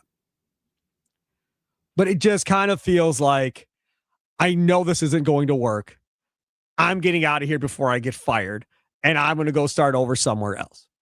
Now, in day-to-day jobs where you may work, it probably happens quite a bit, where a person is suffering in their job, falling behind, getting things wrong, not getting assignments completed, and everybody around that person knows they're probably going to be gone at some point. And then all of a sudden that person gives their notice and finds a new gig and gets out before they get to the point of being fired. So it's not like it's something new that Chris McIntosh did it at the end of the day, because I think a lot of people felt that Chris McIntosh was tied at the hip with Luke Fickell, and that if Luke Fickell and the Badger football program stunk again this upcoming football season, that Chris McIntosh more or less may be gone. The thing that is more concerning than anything is the president of Wisconsin University's got fired. The chancellor is gone. She put her letter out today, and McIntosh is gone. There's no leadership, Charlie. That's a problem. It's a huge problem. And I think when you look at this whole situation from potentially McIntosh's point of view, I think the most plausible theory in my mind is the last one, where we were talking about, the Big Ten commissioner looking at what McIntosh was able to do, able to get out of the government in Wisconsin, when a lot of other places in the Midwest, like the Bears down in Chicago right now, are struggling a lot trying to get any kind of money out of the government. And McIntosh was able to do it for the Badgers, a team that without having to take it to Iowa or Illinois. Exactly. A team that has it. Yeah, exactly. That's not going to happen. We're not going to trouble. It's not happening. If they're staying in Illinois, we're bad vibes. All right. But McIntosh was able to do something that I think was pretty unlikely in this current climate that we're in right now. And they look at that and say, hey, we can offer you something. At the same time, I can feel and see this starting before the conversations with Tony Evers began. And that this is a test by the Big Ten saying, hey, if you can get this done for us, we got an office, we got a new job, we got a lot of money waiting for you here in the Big Ten. They saw him get it done and say, hey, yeah, you're the guy. Come on and help us out, because right now we're looking at potentially separating from the NCAA, and we need to find out how to get as much money as a conference as possible. And if you were able to do that from one state, can you do that from 10 other states too? It's an interesting theory, an interesting side angle to all of this. This is my thing. You're going to have an interim chancellor, Wilcox, that's coming in, or Wilcox, whatever his name is, coming in. And he is going to be the leader of the search for the athletic director. Why would I want that job? Why? The person in charge isn't even in charge yet. We don't even know who the person is. So you want me to come in having no idea who my boss is going to be and take this job? So my first thing is this. If you go back in time, back to Barry Alvarez, Donna Shalala was that person. And Donna Shalala moved mountains to get money, moved the line for grades, did everything she had to do to get Barry Alvarez and that football program up and going the way he wanted it to go. She did all the hustling for everything she had to make that work. That was because of Donna Shalala. Manugan here, this one appeared to be playing ball with Chris McIntosh the last couple of years and trying to help him out. And then it's, I'm leaving. Now, I don't know if McIntosh thought, well, the odds of me getting somebody to play ball with the athletic program like she does is probably slim. So I'm going to be exiting stage left too, because if we get any pushback on how we need money and they go, it's not as important. You figure it out on your own. We're not helping you anymore. If that were the case, then McIntosh is like, well, there's no way we're succeeding on the sports side. That's why I think the athletic director piece just needs to wait. You don't need an interim chancellor hiring that person. Let the chancellor be hired. And then once the chancellor is hired, let the chancellor figure out who the athletic director is going to be. Let the athletic director have the conversations with the new chancellor. Now, if an athletic director wants to come in without unwavering support from a chancellor, and there are a lot of universities around the country that do not have unwavering support from their chancellors towards the sports program, it still wants the job because it's an AD job. It's a Power 5 school. It's my first AD job. Like, absolutely. I can always get out and go somewhere else after a couple of years. Fine, so be it. But it's unfair to a proven AD, like the guy at Iowa State, let's say, to be brought in without knowing who the chancellor is next. And you have Doug Gottlieb. God bless Doug Gottlieb. Doug Gottlieb is stomping on X to bring in everybody from Green Bay. Am I opposed to it? I'm not opposed to it. Is it a smart play by Doug to kind of line himself up for that Wisconsin job potentially? Absolutely. It's a beautiful setup for that. Not saying he wants Greg Gard fired or anything, but it would be setting him up potentially to take over that Wisconsin job here at some point if the cards were to fall right one way or the other. I would be surprised if the next chancellor comes from one of the university schools. I think it's coming from out of state. I wouldn't be surprised either. I think, like, when you look at the UW schools, they all feed from, especially at the level that we're talking about, the AD, the chancellor, like that they all listen to the UW-Madison. Right. Like, it all comes from that. So to say, yes, those guys have been in the system, these people have been in the system before, and that they can step up into this bigger role is understandable. But at the same time, I think you want to keep that same power structure underneath so that you can have control. Right now, at the top level, you don't have control. So right now you have a basement, a floor of a bunch of people that know how to run the system that you've been running. Say, hey, keep running that, instead of removing another leg from that table and saying, hey, come up here. And now you're unstable down down there, and it can just translate all around when those other people get mad that they weren't chosen to be in that next spot. The other part of this is going to be, is that next AD a Barry guy? Is the next AD an Alvarez guy? And if the next AD is an Alvarez guy, is the next head coach Jim Leonard? That, to me, that's all part of this, because with McIntosh now out, that opens the door wider than wide to bring Jim Leonard back to Wisconsin to let him run the football program. Secondly, and that's a big if the Badgers are good this year and they win 9 or 10 games with their schedule, which we'll see. I'm not saying it's likely, but we'll see. I believe they can. I don't believe anything. Come on, Sparky, you have a little faith, man. Until their quarterback stays healthy for an entire year, I believe nothing.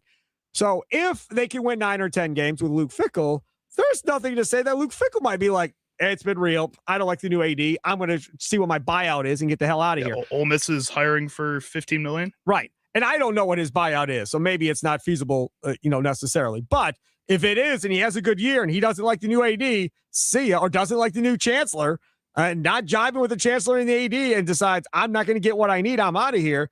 And if it's a Barry guy, it may open up the doors for a Jim Leonard or somebody of that ilk who is a Barry guy. Well, and if it's not a Barry guy, what does that mean for the influence that Barry still has on the university? This is that big moment. This is a big moment. You're right.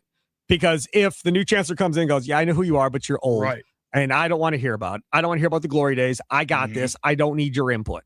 If that hand push to his face happens, like, talk to the hand, right? We're moving on. That is going to be even a bigger red flag for everybody. Because I think, regardless of what people think of Barry Alvarez and his monster ego and whatever may come with Barry Alvarez, he's a smart dude. He's not an idiot. So from the perspective of deciding not to listen to him anymore, I think that would be a bad choice. Well, and you don't even really have to full on listen to him. Just acknowledge that he's there. Acknowledge that he is this legend and that you should sit down and talk to him occasionally.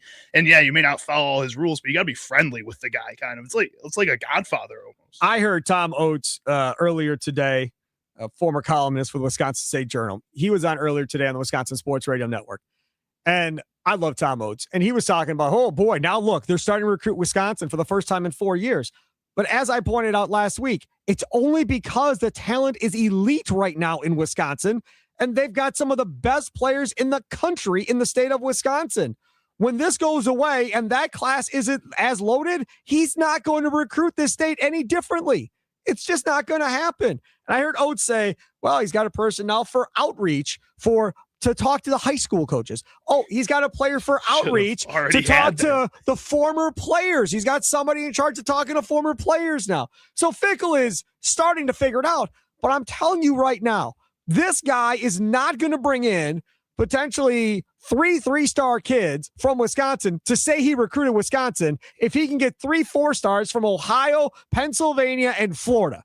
He's not going to do it. I'm telling you right now, he's not going to do it. He's doing it now because this is an elite class, and he's on it because everybody is on this class around the country, not just him. And now he's trying to put the fence up. And I give him credit because he's chain recruiting, essentially. He's using one to recruit another, using another to recruit another. They're trying to get Sorgi at quarterback. And you see him all on social media trying to push Sorgi in to come in and play quarterback. I don't know how good that kid's going to be in in college, one way or the other. The name Sorgi doesn't get me all warm and fuzzy inside, if we're being honest. But he did play in the NFL, right? He played for the Colts. He was a backup quarterback and so forth. But either way, so all is well now. I just don't think long-term he's recruiting Wisconsin unless there's elite talent. That's all I'm saying. Coming up next, we'll hear from Charlie. Sounds of the day. Top pieces he found from around the world of sports. First, let me tell you about my fine friends over there at the Potawatomi Sportsbook.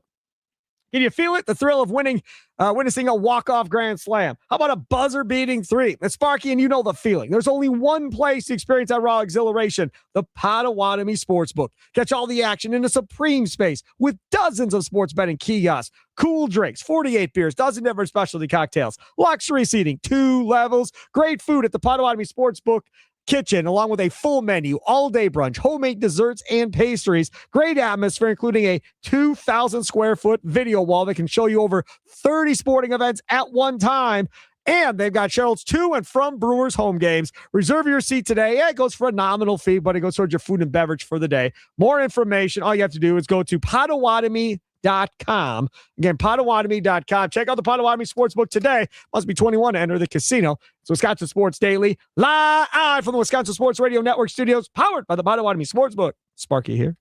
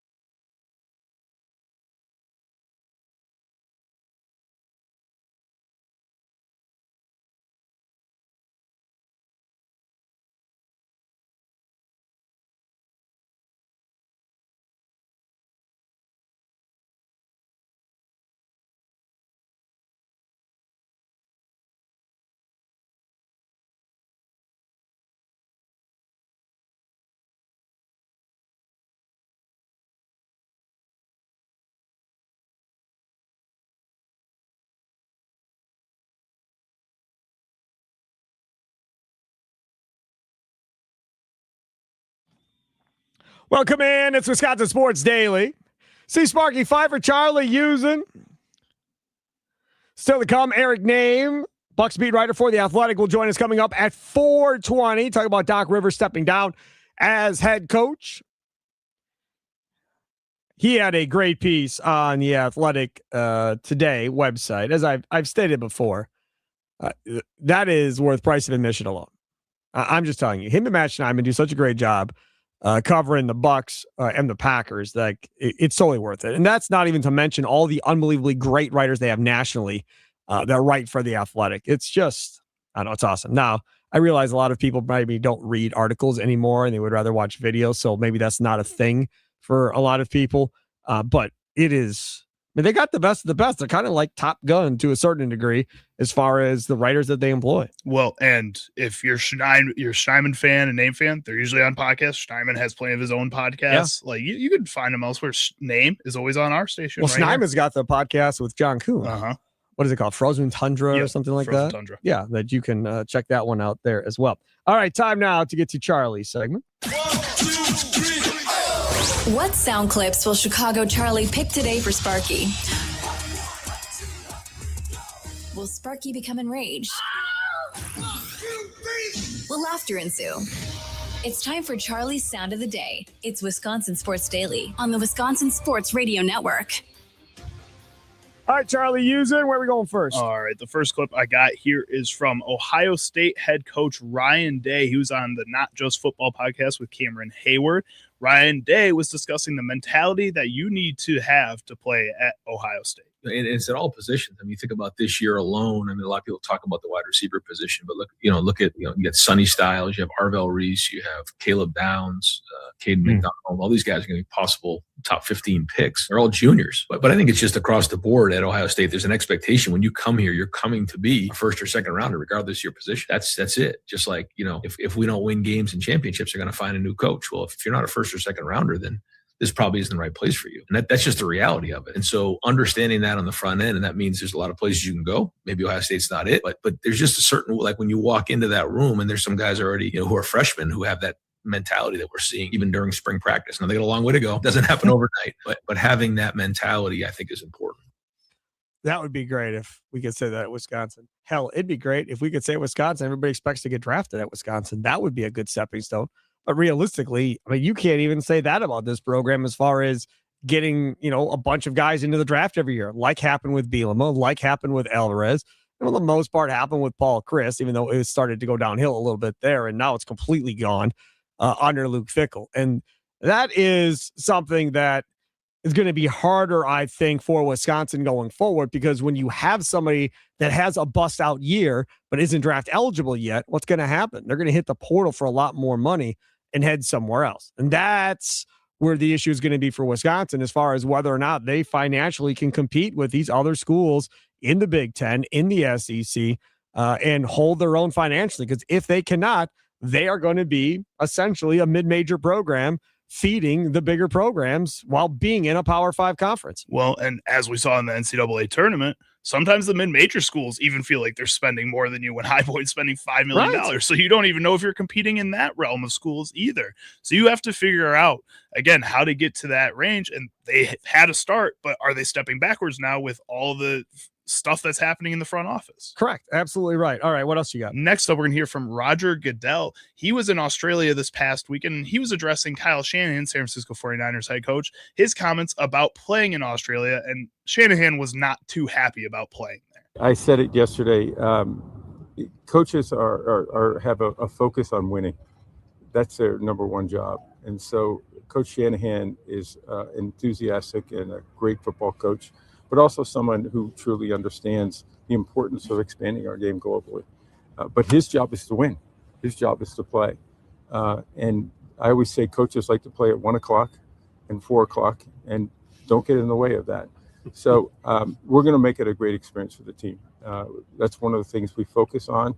Everybody here and so many others have focused on make it a great experience for everyone, the team included. When they go back, they got to make sure that they're able to continue the competitiveness, because this game is real. This counts. And they'll go on to week 2 as soon as they leave here. You got any advice for Kyle Shanahan in dealing with jet lag? You know, I have an app for him, which I'm going to send to him because my wife hooked me up with an app, and I got to tell you, I feel great. I have not felt any jet lag at all.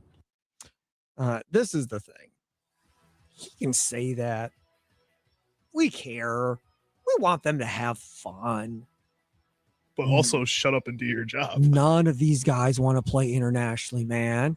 None of these guys want to fly hours and hours and hours. They're big dudes. They're not like my size in an airplane. They're bigger than Charlie. Right. On an airplane for 7-8 hours, whatever. And none of them want to do this, man. The only reason you're doing it is to line your pocketbook and the other owner's pocketbooks at the end of the day. And they'll get a cut because there's revenue sharing, obviously, but let's be real about this. This is about money. This has nothing to do with wanting them to have fun. Coming up next, green and gold update time. And we will get the latest on the Packers and Marvin Harrison. Y'all thought I was nuts. Oh, boy, I got some more stuff for you. It's straight ahead. Wisconsin Sports Daily, live from the Wisconsin Sports Radio Network studios, powered by the Potawatomi Sportsbook. Sparky with you.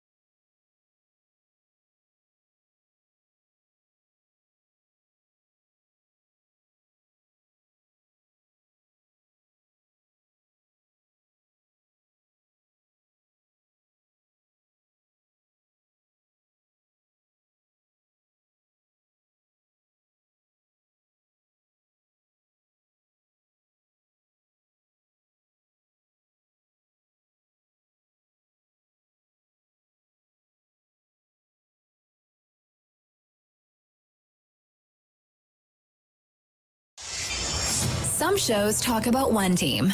Other shows barely talk sports. This show will talk Packers, Brewers, and Bucks. Every day. It's Wisconsin Sports Daily with Steve Sparky Pfeiffer on the Wisconsin Sports Radio Network. It is time again. The 4 o'clock hour. Eric Nehm, Bucks beat writer from The Athletic, joins us coming up here in about 20 minutes. Things Sparky missed, brought to you by the Milwaukee Admirals, comes up at 4:40. And it was a weekend, so I have lots all saved up from X from over the weekend to talk about. Of course you do. Oh, man. Mason Crosby's been off on a vacation again or whatever he's doing. But there is one of these stories, I am telling you, Mason Crosby is going to be absolutely unhinged and mortified by when I read it. Well, he's back tomorrow. Maybe we can make him pull a little double duty. We'll see. I don't want to work him too hard. We'll see. But I'm telling you, I saw this, and it involves a University of Connecticut basketball player. I just shook my head and said, are you kidding me? And then I said, wow, it actually kind of does make sense. I wonder if this will be the new thing in college sports. So stay tuned for that. We'll get into that and things Sparky missed. But it is 4 o'clock, so we got to do this right here. It's time for your green and gold update on Wisconsin Sports Daily, powered by the Potawatomi Sportsbook on the Wisconsin Sports Radio Network with Steve Sparky Pfeiffer. Okay, so let's talk about this Packer situation since the Dontavian Wicks trade that occurred, what was it, during our show on Friday, right? Yep. Friday feels like it was like 3 months ago.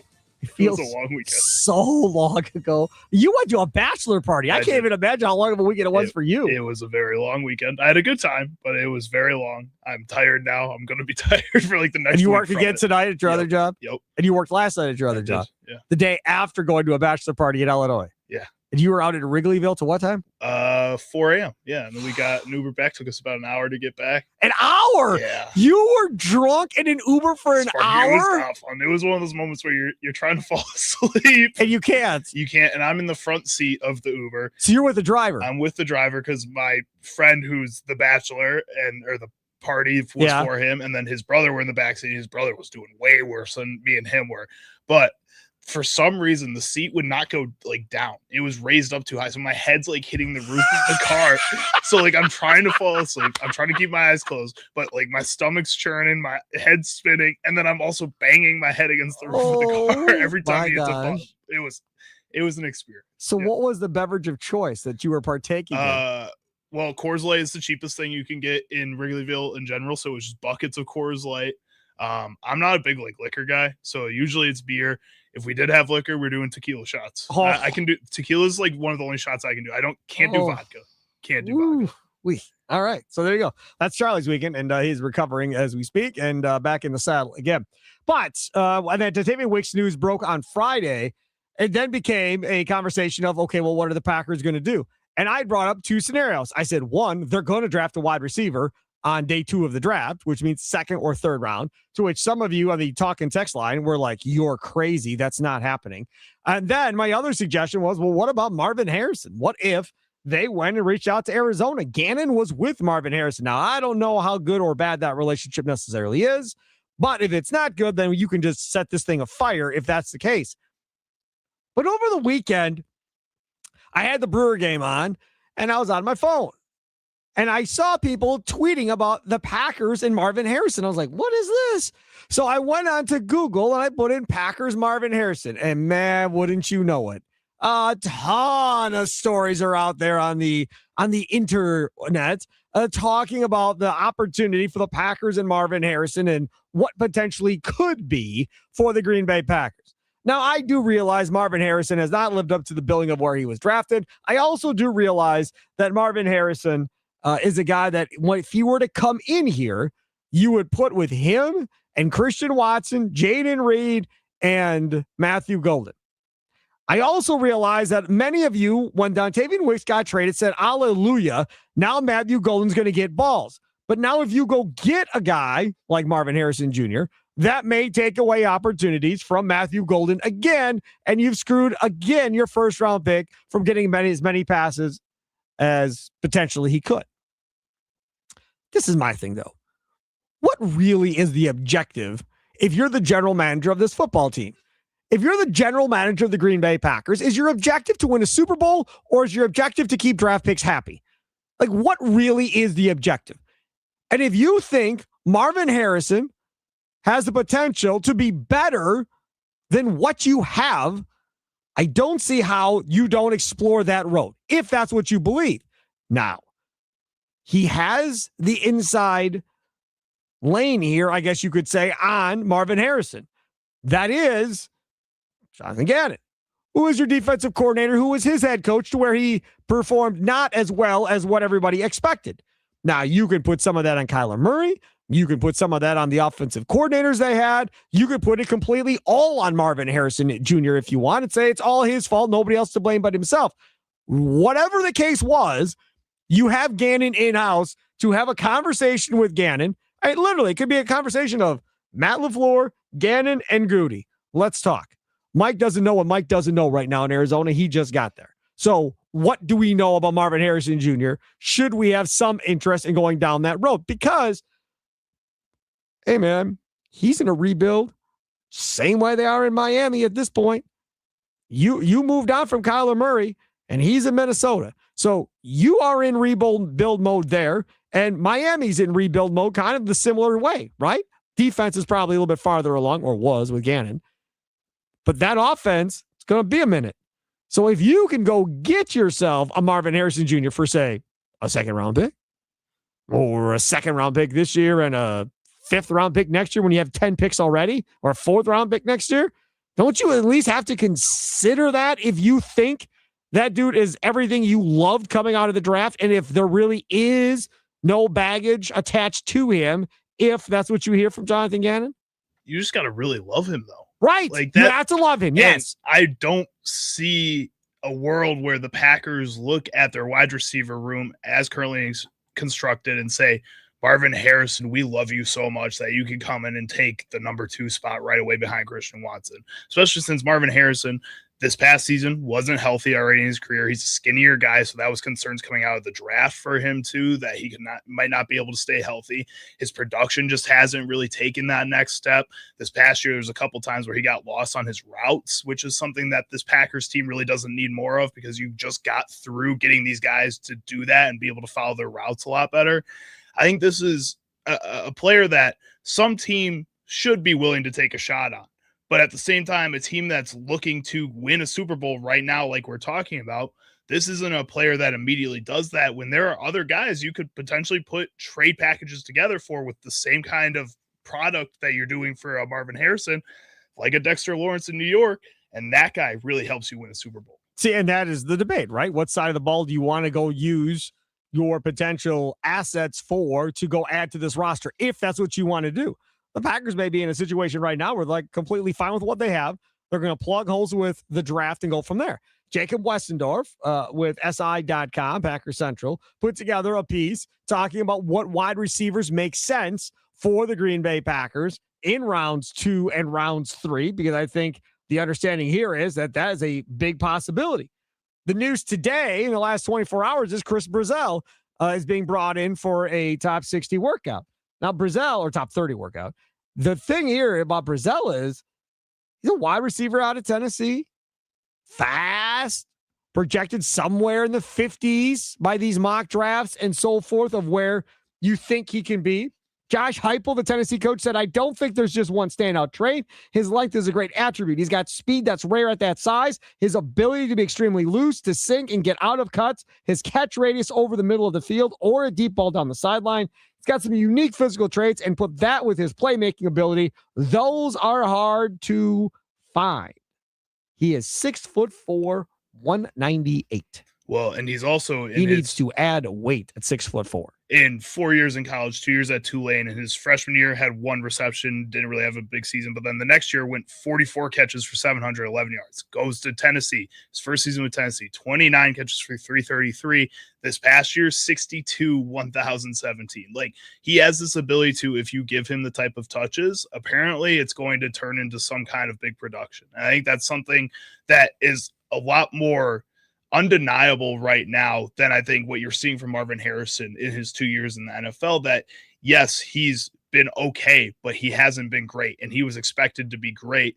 This guy, at least you can gamble on something that you haven't really seen at that level yet and hope that that has a higher ceiling. Correct. Another guy that's being listed here, and you can go read the article, Jacob Westendorf put together a bunch of names. Another guy that I'm intrigued by, as we talked about last week with Chad Ryder, is Bryce Lance, a North Dakota State wide receiver. And again, this dude's 4.3 speed at this point, 6'3", 204. And his position coach is the Packers wide receivers coach now. Obviously, he knows Christian Watson and that whole conversation. But that's another, like, tall guy. Like, it is the pathway here of we're not going to be able to keep Christian Watson, so we're going to go get me another big guy with rare speed that can replace Christian Watson when he heads on free agency, because we're going to decide to sign Tucker Kraft and not Christian Watson. So we're getting that backup plan ready. That's option A. Option B is we want 2 gigantic dudes where we can go 4 wide, and in the slots we can have Golden and Jaden Reed and create all kinds of problems for defenses when we go 4 wide. Is that the other option here that they're thinking of? Because in my mind, maybe I'm crazy. I don't know how many 6'3", 6'4" guys you want. Do you want 3 of 6 to be 6'3" or taller? I mean, how many of these tall guys do you want? If they all got 4.4 track speeds, yes. Like, it doesn't matter. Yes. You got both. You say yes. I think with option A, if that's the plan and you don't plan on keeping, trade Christian Watson. Like, his value just keeps going up and up right now. And especially with how it's looking in his expected value in his contract, I just don't think that's reliable to keep him this entire season. If he gets hurt, yes, you get him on a deal, but then he gets hurt again. Right. If you're going to spend this high of a pick on a wide receiver, find out how to get more value out of a Christian Watson if he's not the long-term option. Now, what do you feel about these schools that aren't Power 5, that, hell, they're not even really top-end schools to begin with? How about HBU schools? Georgia State. This Ted Hurst dude at Georgia State, 6'4", 206, ran a 4.4 40 and made Bruce Feldman's annual Feldman's Freak List going in here. His relative athletic score is 9.90 out of 10. Bill Huber said a sneaky need of Freaks List selection. Now, this was before the Wicks trade, so this was March 26th. And a quote from the piece here, I feel like when the ball is 50-50, it's mine, said him. Again, another bigger player. I like that mentality. At the same time, because of the competition he's playing against just at his school, I think you can't gamble on that. Again, if you're a Packers team that has championship mentality, you got to get a guy that you feel like has an automatic jump to this offense. If you feel like, yes, he's a freak athlete, but he needs time to get better at just the smaller things, at route running, some of these other things. Yeah, you can jump over guys, but not all the time in the NFL, and a lot less likely to happen than where you're playing at Georgia State. I think that's a player, if you can get him in the 5th round, yes, go ahead, take a shot at that. But if he's getting those types of reviews from people that are respected in the community, other teams, bad teams that are looking for just somebody to juice an offense are going to take a risk on a player like that earlier. The Packers aren't one of those bad teams. And the other thing is the Packers have a history of taking kids from smaller schools. Aaron Jones was from a smaller school. Greg Jennings wasn't from a Power 5 conference or anything like that. So they do have history of taking flyers on people that aren't from Power 5. Those guys were more guarantees, I feel like. Like, it felt like the Packers did enough of their research on those guys. Those guys were jumping up a lot of people's boards. It's not sneaky freaks like this guy. They were players that a lot of teams had on their big boards that I think the Packers knew that and were willing to take, again, a safer bet on that versus a guy like this that is just now getting that type of recognition. Correct. And that's obviously all part of it. But I mean, if you look like at Georgia State's football schedule last year, they took on Ole Miss. They lost 63-7. They took on Memphis. They lost 38-16. They lost to Vanderbilt 70-21. last year. You're getting paychecks every game, I guess. Yeah, that's what it's for. That is tough. No question from that. Let's see here. We got a bunch of text messages coming in. I hate our text line drives me nuts because I can't follow all of the text messages when they come in one way or the other. But a lot of text messages coming in concerning Dexter Lawrence, Christian Watson, this whole Marvin Harrison conversation as well. Justin from Germantown putting in a long text message there. Charlie, can you figure out how to read it? All right, go ahead. Justin from Germantown. If you're saying that we're not going to be able to sign Christian Watson, why don't we trade him? Why don't we try to trade him in a couple draft picks in New York for Dexter Lawrence and then try to go get Marvin Harrison Jr. from the Cardinals? Sure. Yes, fine. But I think the issue here is they don't want to lose Christian Watson before this season. This is different than the Bucks from the aspect of they don't want to lose Giannis for nothing. I think Christian Watson walking as a potential free agent doesn't really bother them as much. They'll get comp back, draft pick comp one way or the other. I don't think, I mean, yes, there is a market for Christian Watson. I'm not saying there's not, but I don't think it's the same market as there is for Dexter Lawrence. No shot. But I still think that if you were willing to trade a Christian Watson, that's a second round pick at least. I think that's a valuable pick for a Packers team that doesn't have a whole lot of them. Correct. Packers just sent out the email to make it official. They announced the trade, 2026 fifth round pick, 27 sixth round pick in exchange for Dontavian Wicks. That just literally came into my email. Coming up next, Eric Nehm, the Athletic Bucks beat writer, will join us to talk about Doc Rivers stepping aside, and his great piece that he wrote today in The Athletic. All straight ahead. It's Wisconsin Sports Daily, live from the Wisconsin Sports Radio Network studios, powered by the Potawatomi Sportsbook. Sparky with you.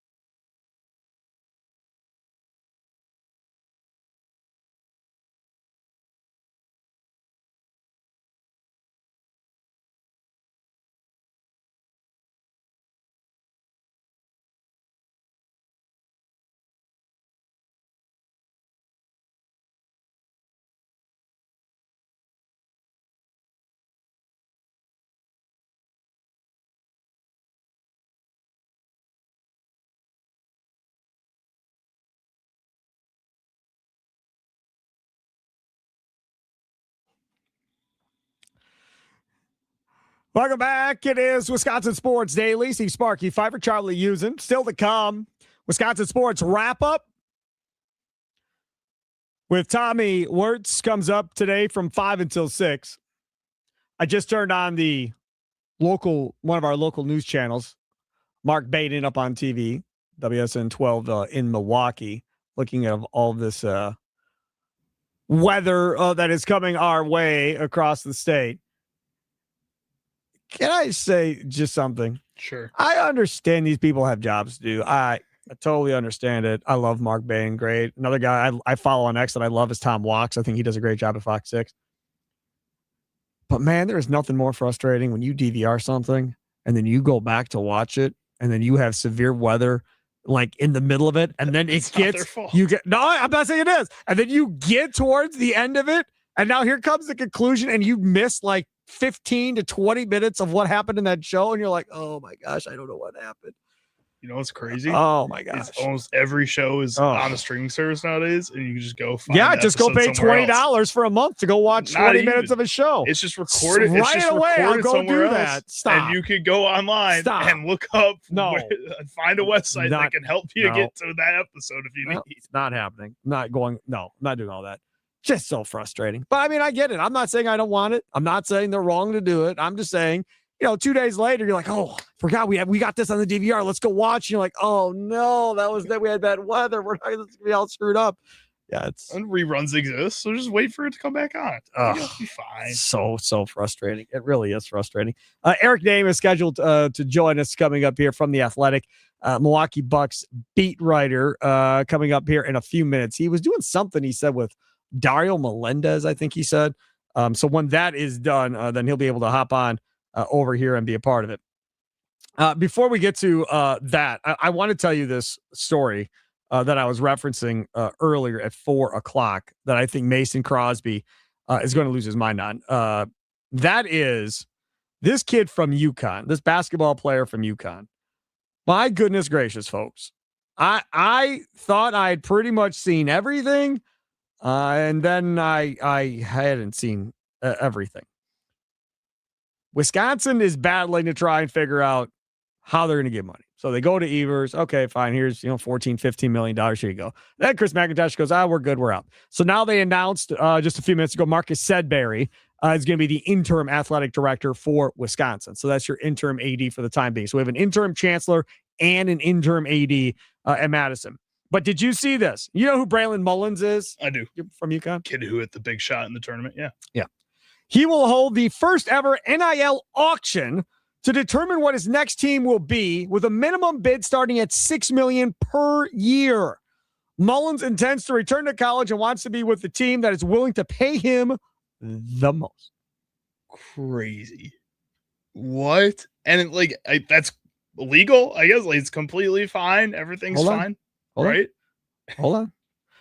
This is satire that was on X. Okay. It was satire that was on X. But ain't it brilliant? Yeah. Isn't it brilliant? Listen, I'm going to point this out to you. I know for a fact that this happens with players coming into the NBA where they'll tell agents, hey man, you want to talk to my kid? It's $100,000. And you're only going to get to talk to him. I'm not even guaranteeing he's going to sign with you. But if you want to talk to him, you're going to pay me $100,000, and then you could be in the conversation. This stuff already happens between parents and agents already. This is already a thing when you have kids coming from, now it's all different because NIL now probably signing kids in 7th and 8th grade to NIL deals. But prior to all this is how this kind of went, right? To get on board for the first NBA deal for a lottery pick or whatever else. So this was kind of already going on. Why is this that crazy? Why is it that crazy for a player, whoever may say it's Blackwell? He's on 6 teams. UCLA, I think, is where he's going on his visit now. Say it Blackwell and just says, hey man, I want to go, whoever wants to pay me the most, I'm in. Starting pay is $4 million a year, and I'll come visit your school and then we'll figure it out. But whoever pays me the most, that's who's going to get it. Number one, these big schools are going to spend the money. If they want you, they're going to be, okay, fine. Everybody submit their bids. get an email that says this is highest bid, give us your best offer, and then he signs with the best offer. I don't think it's that nuts. But that's also not what I think that joke was suggesting. That joke was suggesting that all these teams send like one representative to sit in a room and they literally auction on him. Yeah, no. Which I think that's insane. But also in today's day and age, with all the different streamers willing to do crazy things and have these athletes on there, like it's very kind of Black Mirror almost. I don't know. Do you know what Black Mirror is? No. It's a TV show. It's like dystopian stories. I don't know, but it's very Black Mirror where you're just sitting there like watching a bunch of people do something that's just absolutely insane. And like, yeah, this is what happens. Like teams already are technically auctioning on these guys. They're sitting there hearing other offers from other teams through sources and then jumping back into it and giving their offer there too. But to put it all in one room, have them be up on a stage, putting signs up, that's crazy. No. It's made for TV. I mean, what if that was how this whole thing played? Right? You had college dudes walk in, all the teams are represented in like an arena or something, and then they all just kind of raise, right? Like at a cattle stock auction or something like that. I mean, it's completely degrading to the players and everything else. So that part of it is absolutely awful, 1000%. But like you just said, that's pretty much what these players are doing. They're pretty much, we heard Bart Lundy say it, and Doug Gottlieb said it too. Pretty much if a player walks out of Milwaukee's campus and goes, hey, dog, I need $1 million. Bart Lundy's probably like, hey, dog, you can go somewhere else because it's over. You ain't playing here. Like, if this is all about the money, then we aren't your school. Go somewhere else. And then you go and you listen to some of these other college coaches that have been around a long time, like Rick Barnes. We played Rick Barnes' sound. Rick Barnes said this is the easiest job he's had coaching because you just talk to an agent. The agent tells you what he needs. And what happens? Within a week, he goes, I can have a player once I know what the price point is. I can just sign him to the price point. There really isn't recruiting anymore. It's just you have a big enough check to pay the guy. Crazy. Absolutely crazy.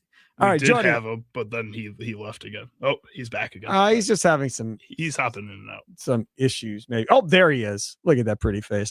Joining us now on the guest hotline. Well, that's not so pretty. Smile, Eric. You're on camera.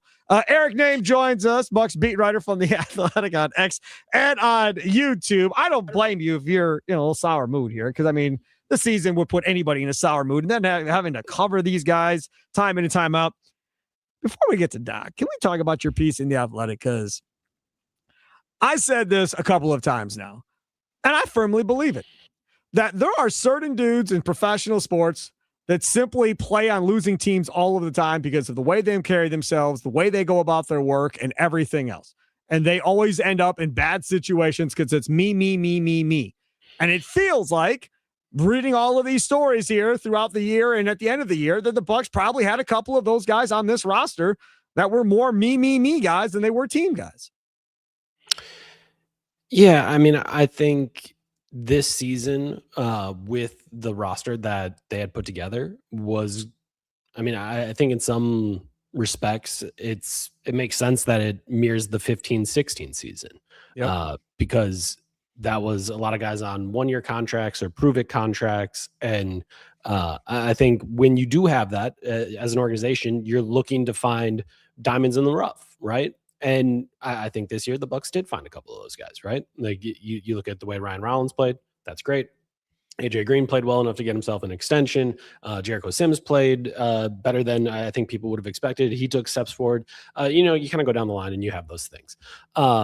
But what that can lead to is while those players have good seasons, the ecosystem or the entire organism doesn't maybe work as well as you might want it to. And I think that's certainly a part of what occurred this season, where they were, on a shoestring budget, essentially, right? Like, Doc's brought it up a couple times in the last week. You're on 20, I think they're 26th in spending this year, if you include the Damian Lillard wave and stretch. So they weren't spending like other teams. They needed to try to hit some things and do all of that. And they needed to get underneath the second apron and get out of those repeater penalties and all those things. That was a necessary step that had to happen this year. But because of it, you didn't have quite as much talent. You didn't have quite as much depth, and you had a lot of guys that were trying to prove it. And you put all of that together and you get to a spot where you don't end up playing the most disciplined and best possible basketball. But the thing that irritates me is you have, according to the one report, Rollins and KPG get talked to by Doc, and then Kuzma's like, hey, man, don't worry about him. You just go do you. That infuriated me, and I went off on Friday. Then today I read your piece in The Athletic about how, according to your report, Doc pulls aside a group of veteran players. I don't know who was all in it, but a group of veteran players. And he says, hey, man, y'all been disappointing, and cites 3, 4, 5 things that he doesn't like about how they've kind of contributed to the roster this year. And instead of saying, yeah, dude, you're right, it's our fault, whatever, it's our bad, they want to fight back and verbally go back and forth with Doc about it. And then you got one unnamed player, and they're saying, that's when I checked out on the season. At that point, what was that, March 21st, something like that? It was at some point in March. That is just more of the same crap that we were talking about before. And then everybody wants to say Cam Thomas was the mole or whatever else. And Doc, wouldn't say who it was before about Google Me and that whole story that came out. It's just, again, when you're a general manager, yes, points are important. Rebounds are important. Assists are important, but you also have to know the character of your guys and who fits in with who you got. You went from having high character guys in Middleton and Holiday and Giannis, and now I don't know what you got. And that's what makes the Brewers so good, because those guys know who fits into that clubhouse and are very particular with the guys they bring in, Eric. Yeah, I think there's a lot of that, and the Bucks are going to have to, figure out how you parse out who was good, who was bad, who you want to keep around, who you don't, what was real, what was not. Like, a lot of that is going to be a big part of this offseason, and what path they decide to go on moving forward is going to require correctly identifying who needs to stay, who needs to go, and making those correct decisions as they try to put together whatever the next version of this team is. Don't you have to know, Eric Nehm, Buck speed writer for The Athletic, which way Giannis is going before you make this hire? Because in my mind, if Giannis isn't coming back, now we're in rebuild and I'm not spending a ton of money. I'll give a young guy a chance to try and coach this thing. But if Giannis is coming back and we are going for a championship, okay, well, I'm willing to spend money and get a veteran head coach in here that's got a track record and put that person with Giannis. To make a hire prior to that seems a little crazy to me. I'm not quite as sold on that. I think one thing that we've seen kind of repeatedly over the last couple of years is veteran coaches don't mean what they used to mean. You look at Joe Mazzulla. No one knew who Joe Mazzulla was. It was a panic. And what are we? This guy's never been a head coach before, and Ime Udoka's in this in this whole controversy. And what are we going to do? And they picked Joe Mazzulla. He's never been a head coach before. He's fantastic. He's one of the best coaches in the league. You look at the Suns, and they wanted Tom Izzo. All of a sudden, they can't get Tom Izzo, right? Matt Ishbia can't convince him that you want to be an NBA head coach, no matter how much money he throws at him. So they find somebody else with a Michigan State connection, and it happens to be Jordan Ott. And the Suns play a brand of basketball that does all those things that you're talking about, right? It has discipline, reliability, character, all of that. That is the brand of basketball that you play. So I do understand where you're coming from. I do think, I would say that's a more of an old idea. That I am old. Thank you, Eric. Thanks for pointing it out. You can see the gray hair on TV. Yes, you can see it. Go ahead, though. Thanks, Eric. I don't know if you need it anymore. I think you can have success with younger coaches, and they can pick out the tactics. And honestly, I think one of the things about Giannis is he tends to give coaches a chance. No matter who it is, right? Like, if it's Bud, if it's Adrian Griffin, if it's Doc, he will give those guys a chance and hear them out. And honestly, I think one of his, skills is like he can be a follower. Like, you tell me where you're going to put me, and I'm going to go do it. And I mean, think back to the championship run, right? Like, he wouldn't tell Bud, like, put me on Jimmy Butler. Like, just put me, but he would say, okay, you want me to do this? I'm going to do this. You're the coach. I should listen to you. So I do think that's one of his good skills, where if it is a young guy that doesn't have, a championship ring or, a long resume, he will listen to him. Like, as long as you tell him things that make sense, he's going to keep that respect for you and follow kind of what you do. So I would disagree with the assessment that, you need to know whether or not Giannis is staying to decide who it is that you go after as a head coach. Okay, Eric Nehm, the other part of this piece in The Athletic today, and again, you should buy a subscription because he's amazing to read. The John Horst piece is very unsettling to me. Like, it feels like a front runner. And That's something you just don't want. And I understand that he hasn't really been a part of it as a GM to have this type of losing season to this point while he's been here. Maybe he didn't react the correct way. Maybe he would change it and take it back if he could and all that fun stuff. But isn't that kind of seen by the veterans on the team when the general manager all of a sudden isn't coming around as much, especially by like a guy like Bobby Portis that's kind of been there through that whole mess and watched this whole thing play out, or even by Giannis at this point? And where is that relationship between, say, Horst and Giannis at this point? Yeah, I mean, I think it was something that was noticeable, right? And I don't know if it was honestly just at games and shoot arounds and stuff like that. But publicly, like John hadn't spoken for a while. That was something that we kind of talked about until we got him at the end of the season. So you didn't really get to hear kind of what the team planned. And I do think that was one thing that kind of stood out to me, and obviously was a major theme in my story, was like it felt like change was necessary if you wanted to get back on the right track this year, and that just never really came. And it left me wondering, well, what is the team trying to do? Because I used to know what they're trying to do, and now it's not as clear to me. And to be clear, if John Horst was spending more time on the road scouting, that's totally fine, right? Like he's gonna have the best. He's gonna have the best pick of his career. So yeah, right. So if that was the case, you're 100% right. But I do think when the team is struggling, and the people that I talked to felt like they were seeing less of him, that is a problem, right? Like because you got to feel that level of support, and organizationally, I think overall this year, that to me is like the biggest thing is heading into this offseason. What do they want? Where are they trying to go? And the last time you had me on, I laid this out, right? Like for my first 7 years at the Athletic, it was very clear what the Milwaukee Bucks wanted to do. And even last offseason, it was very clear what they wanted to do. They believed in this point Giannis small ball thing. They needed to get under the tax, and they needed to get out of the repeater. I understood that. But the goal was still to be a playoff team, and it was built around point Giannis. After 12 or so games, that disappeared. We didn't see that as much. And all of a sudden the team wasn't playing the way that they had laid out before the season to have success. And I just found myself wondering, are they still trying to win? Because if they are, it's hard for me to tell. And then, obviously that's not even bringing in the final 15 games of the season where they shut down Giannis before they're eliminated from the playoffs. And obviously he was on the record multiple times about how bothered he was by the fact that they waved the white flag and didn't let him play it out until the end. And to be clear, you and I have talked about what the lottery means this year, what draft odds mean this year, all of that. This, if you were going to do some tanking, quote unquote, this would have been a year to do some of it. But that idea organizationally needs to be communicated.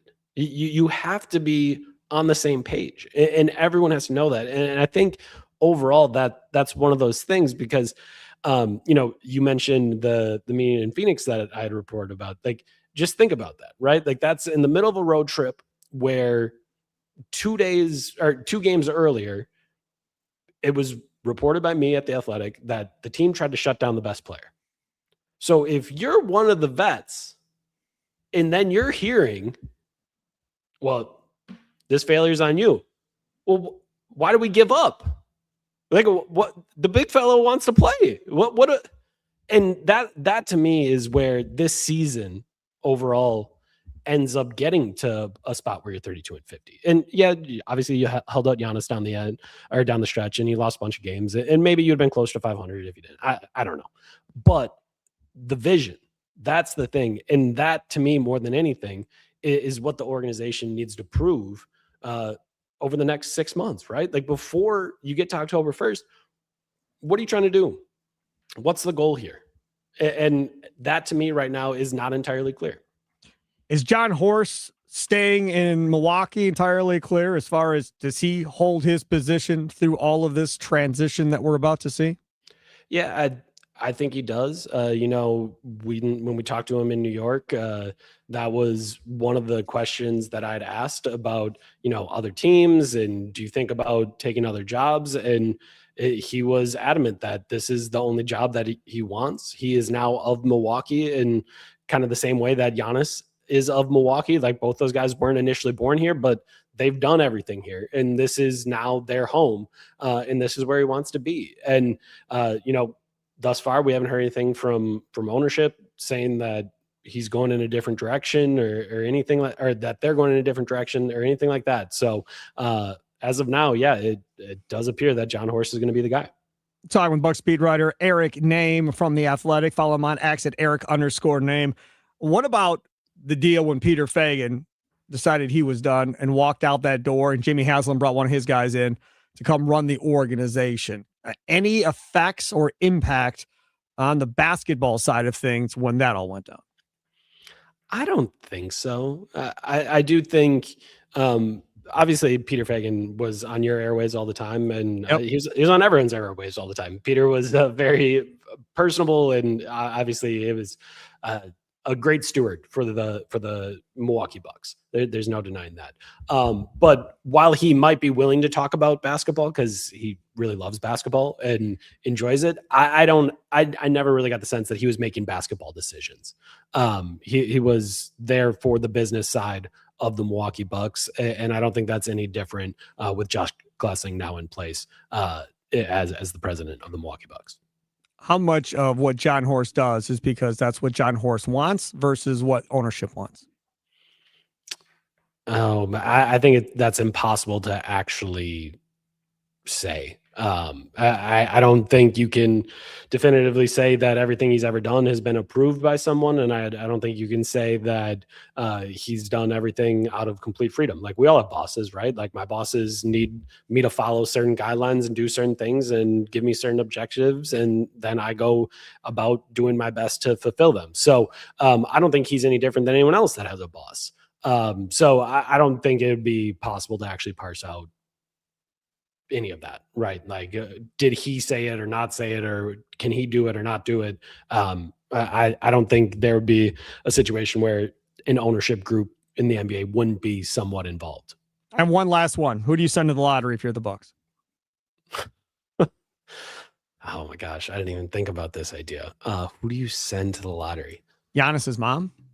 Oh, that's not bad. Okay, right? Yeah, you like that? Okay, yeah. I'm trying to think of who the luckiest person you have as a franchise is, and Giannis's mom. It's not bad. It's She's not got bad. Giannis. And how many other NBA sons? I think she's the luckiest. Yeah, at this point. Yeah, I don't hate Jimmy it. Haslam, nowhere near it, please. Eric, thank you so much for coming on. I appreciate you, buddy. Of course. Take Thanks for care. having me. There he is, Eric Nehm of The Athletic, Bucks beat writer. Follow him on X at Eric_Nehm. It's Wisconsin Sports Daily, live from the Wisconsin Sports Radio Network studios, powered by the Potawatomi Sportsbook. Things we missed next.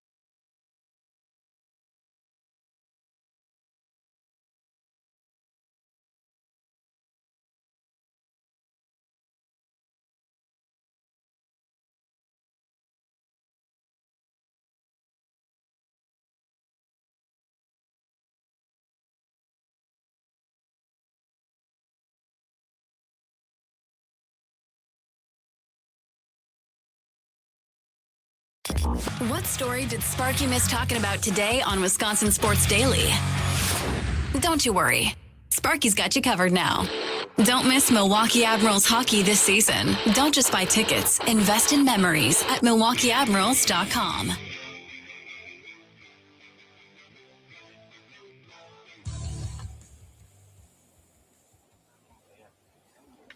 Oh, that is well judged. Has a chance. Oh, yes, my. he made it. Oh, my. Save par? Nah. I'm going to pitch it in. McElroy goes to minus 11 with another highlight reel special here at the 17th. Rory McIlroy doing Rory McIlroy type stuff, choking it away, but figuring it out how to bring it all back at the end of the day to win back-to-back Masters, Charlie. That was pretty incredible because when he choked it away, I was like, oh, my goodness, we're going to do this all over again. I thought this was done after he won last year, but he figured it out. Well, and Chuck and I were talking on Garbian on Golf Saturday mornings from 7 to 9, kind of about how huge of a lead he had. It was almost impossible that he lost it. Even if he were to have like the worst day possible, he got so far ahead that it didn't even matter. And then shout out Scotty Scheffler, who just had an awesome rise through the rankings in that last day. Just crazy that he was able to come back like that. But shout out to Rory. Man, it was close to those two having to go to a playoff.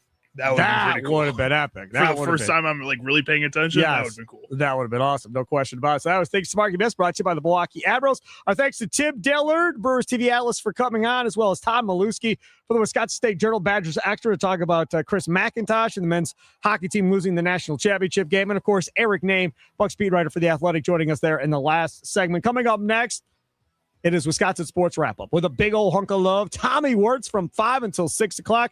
Enjoy the rest of your night, Wisconsin. Be safe around the weather. Have a good night. Toodles!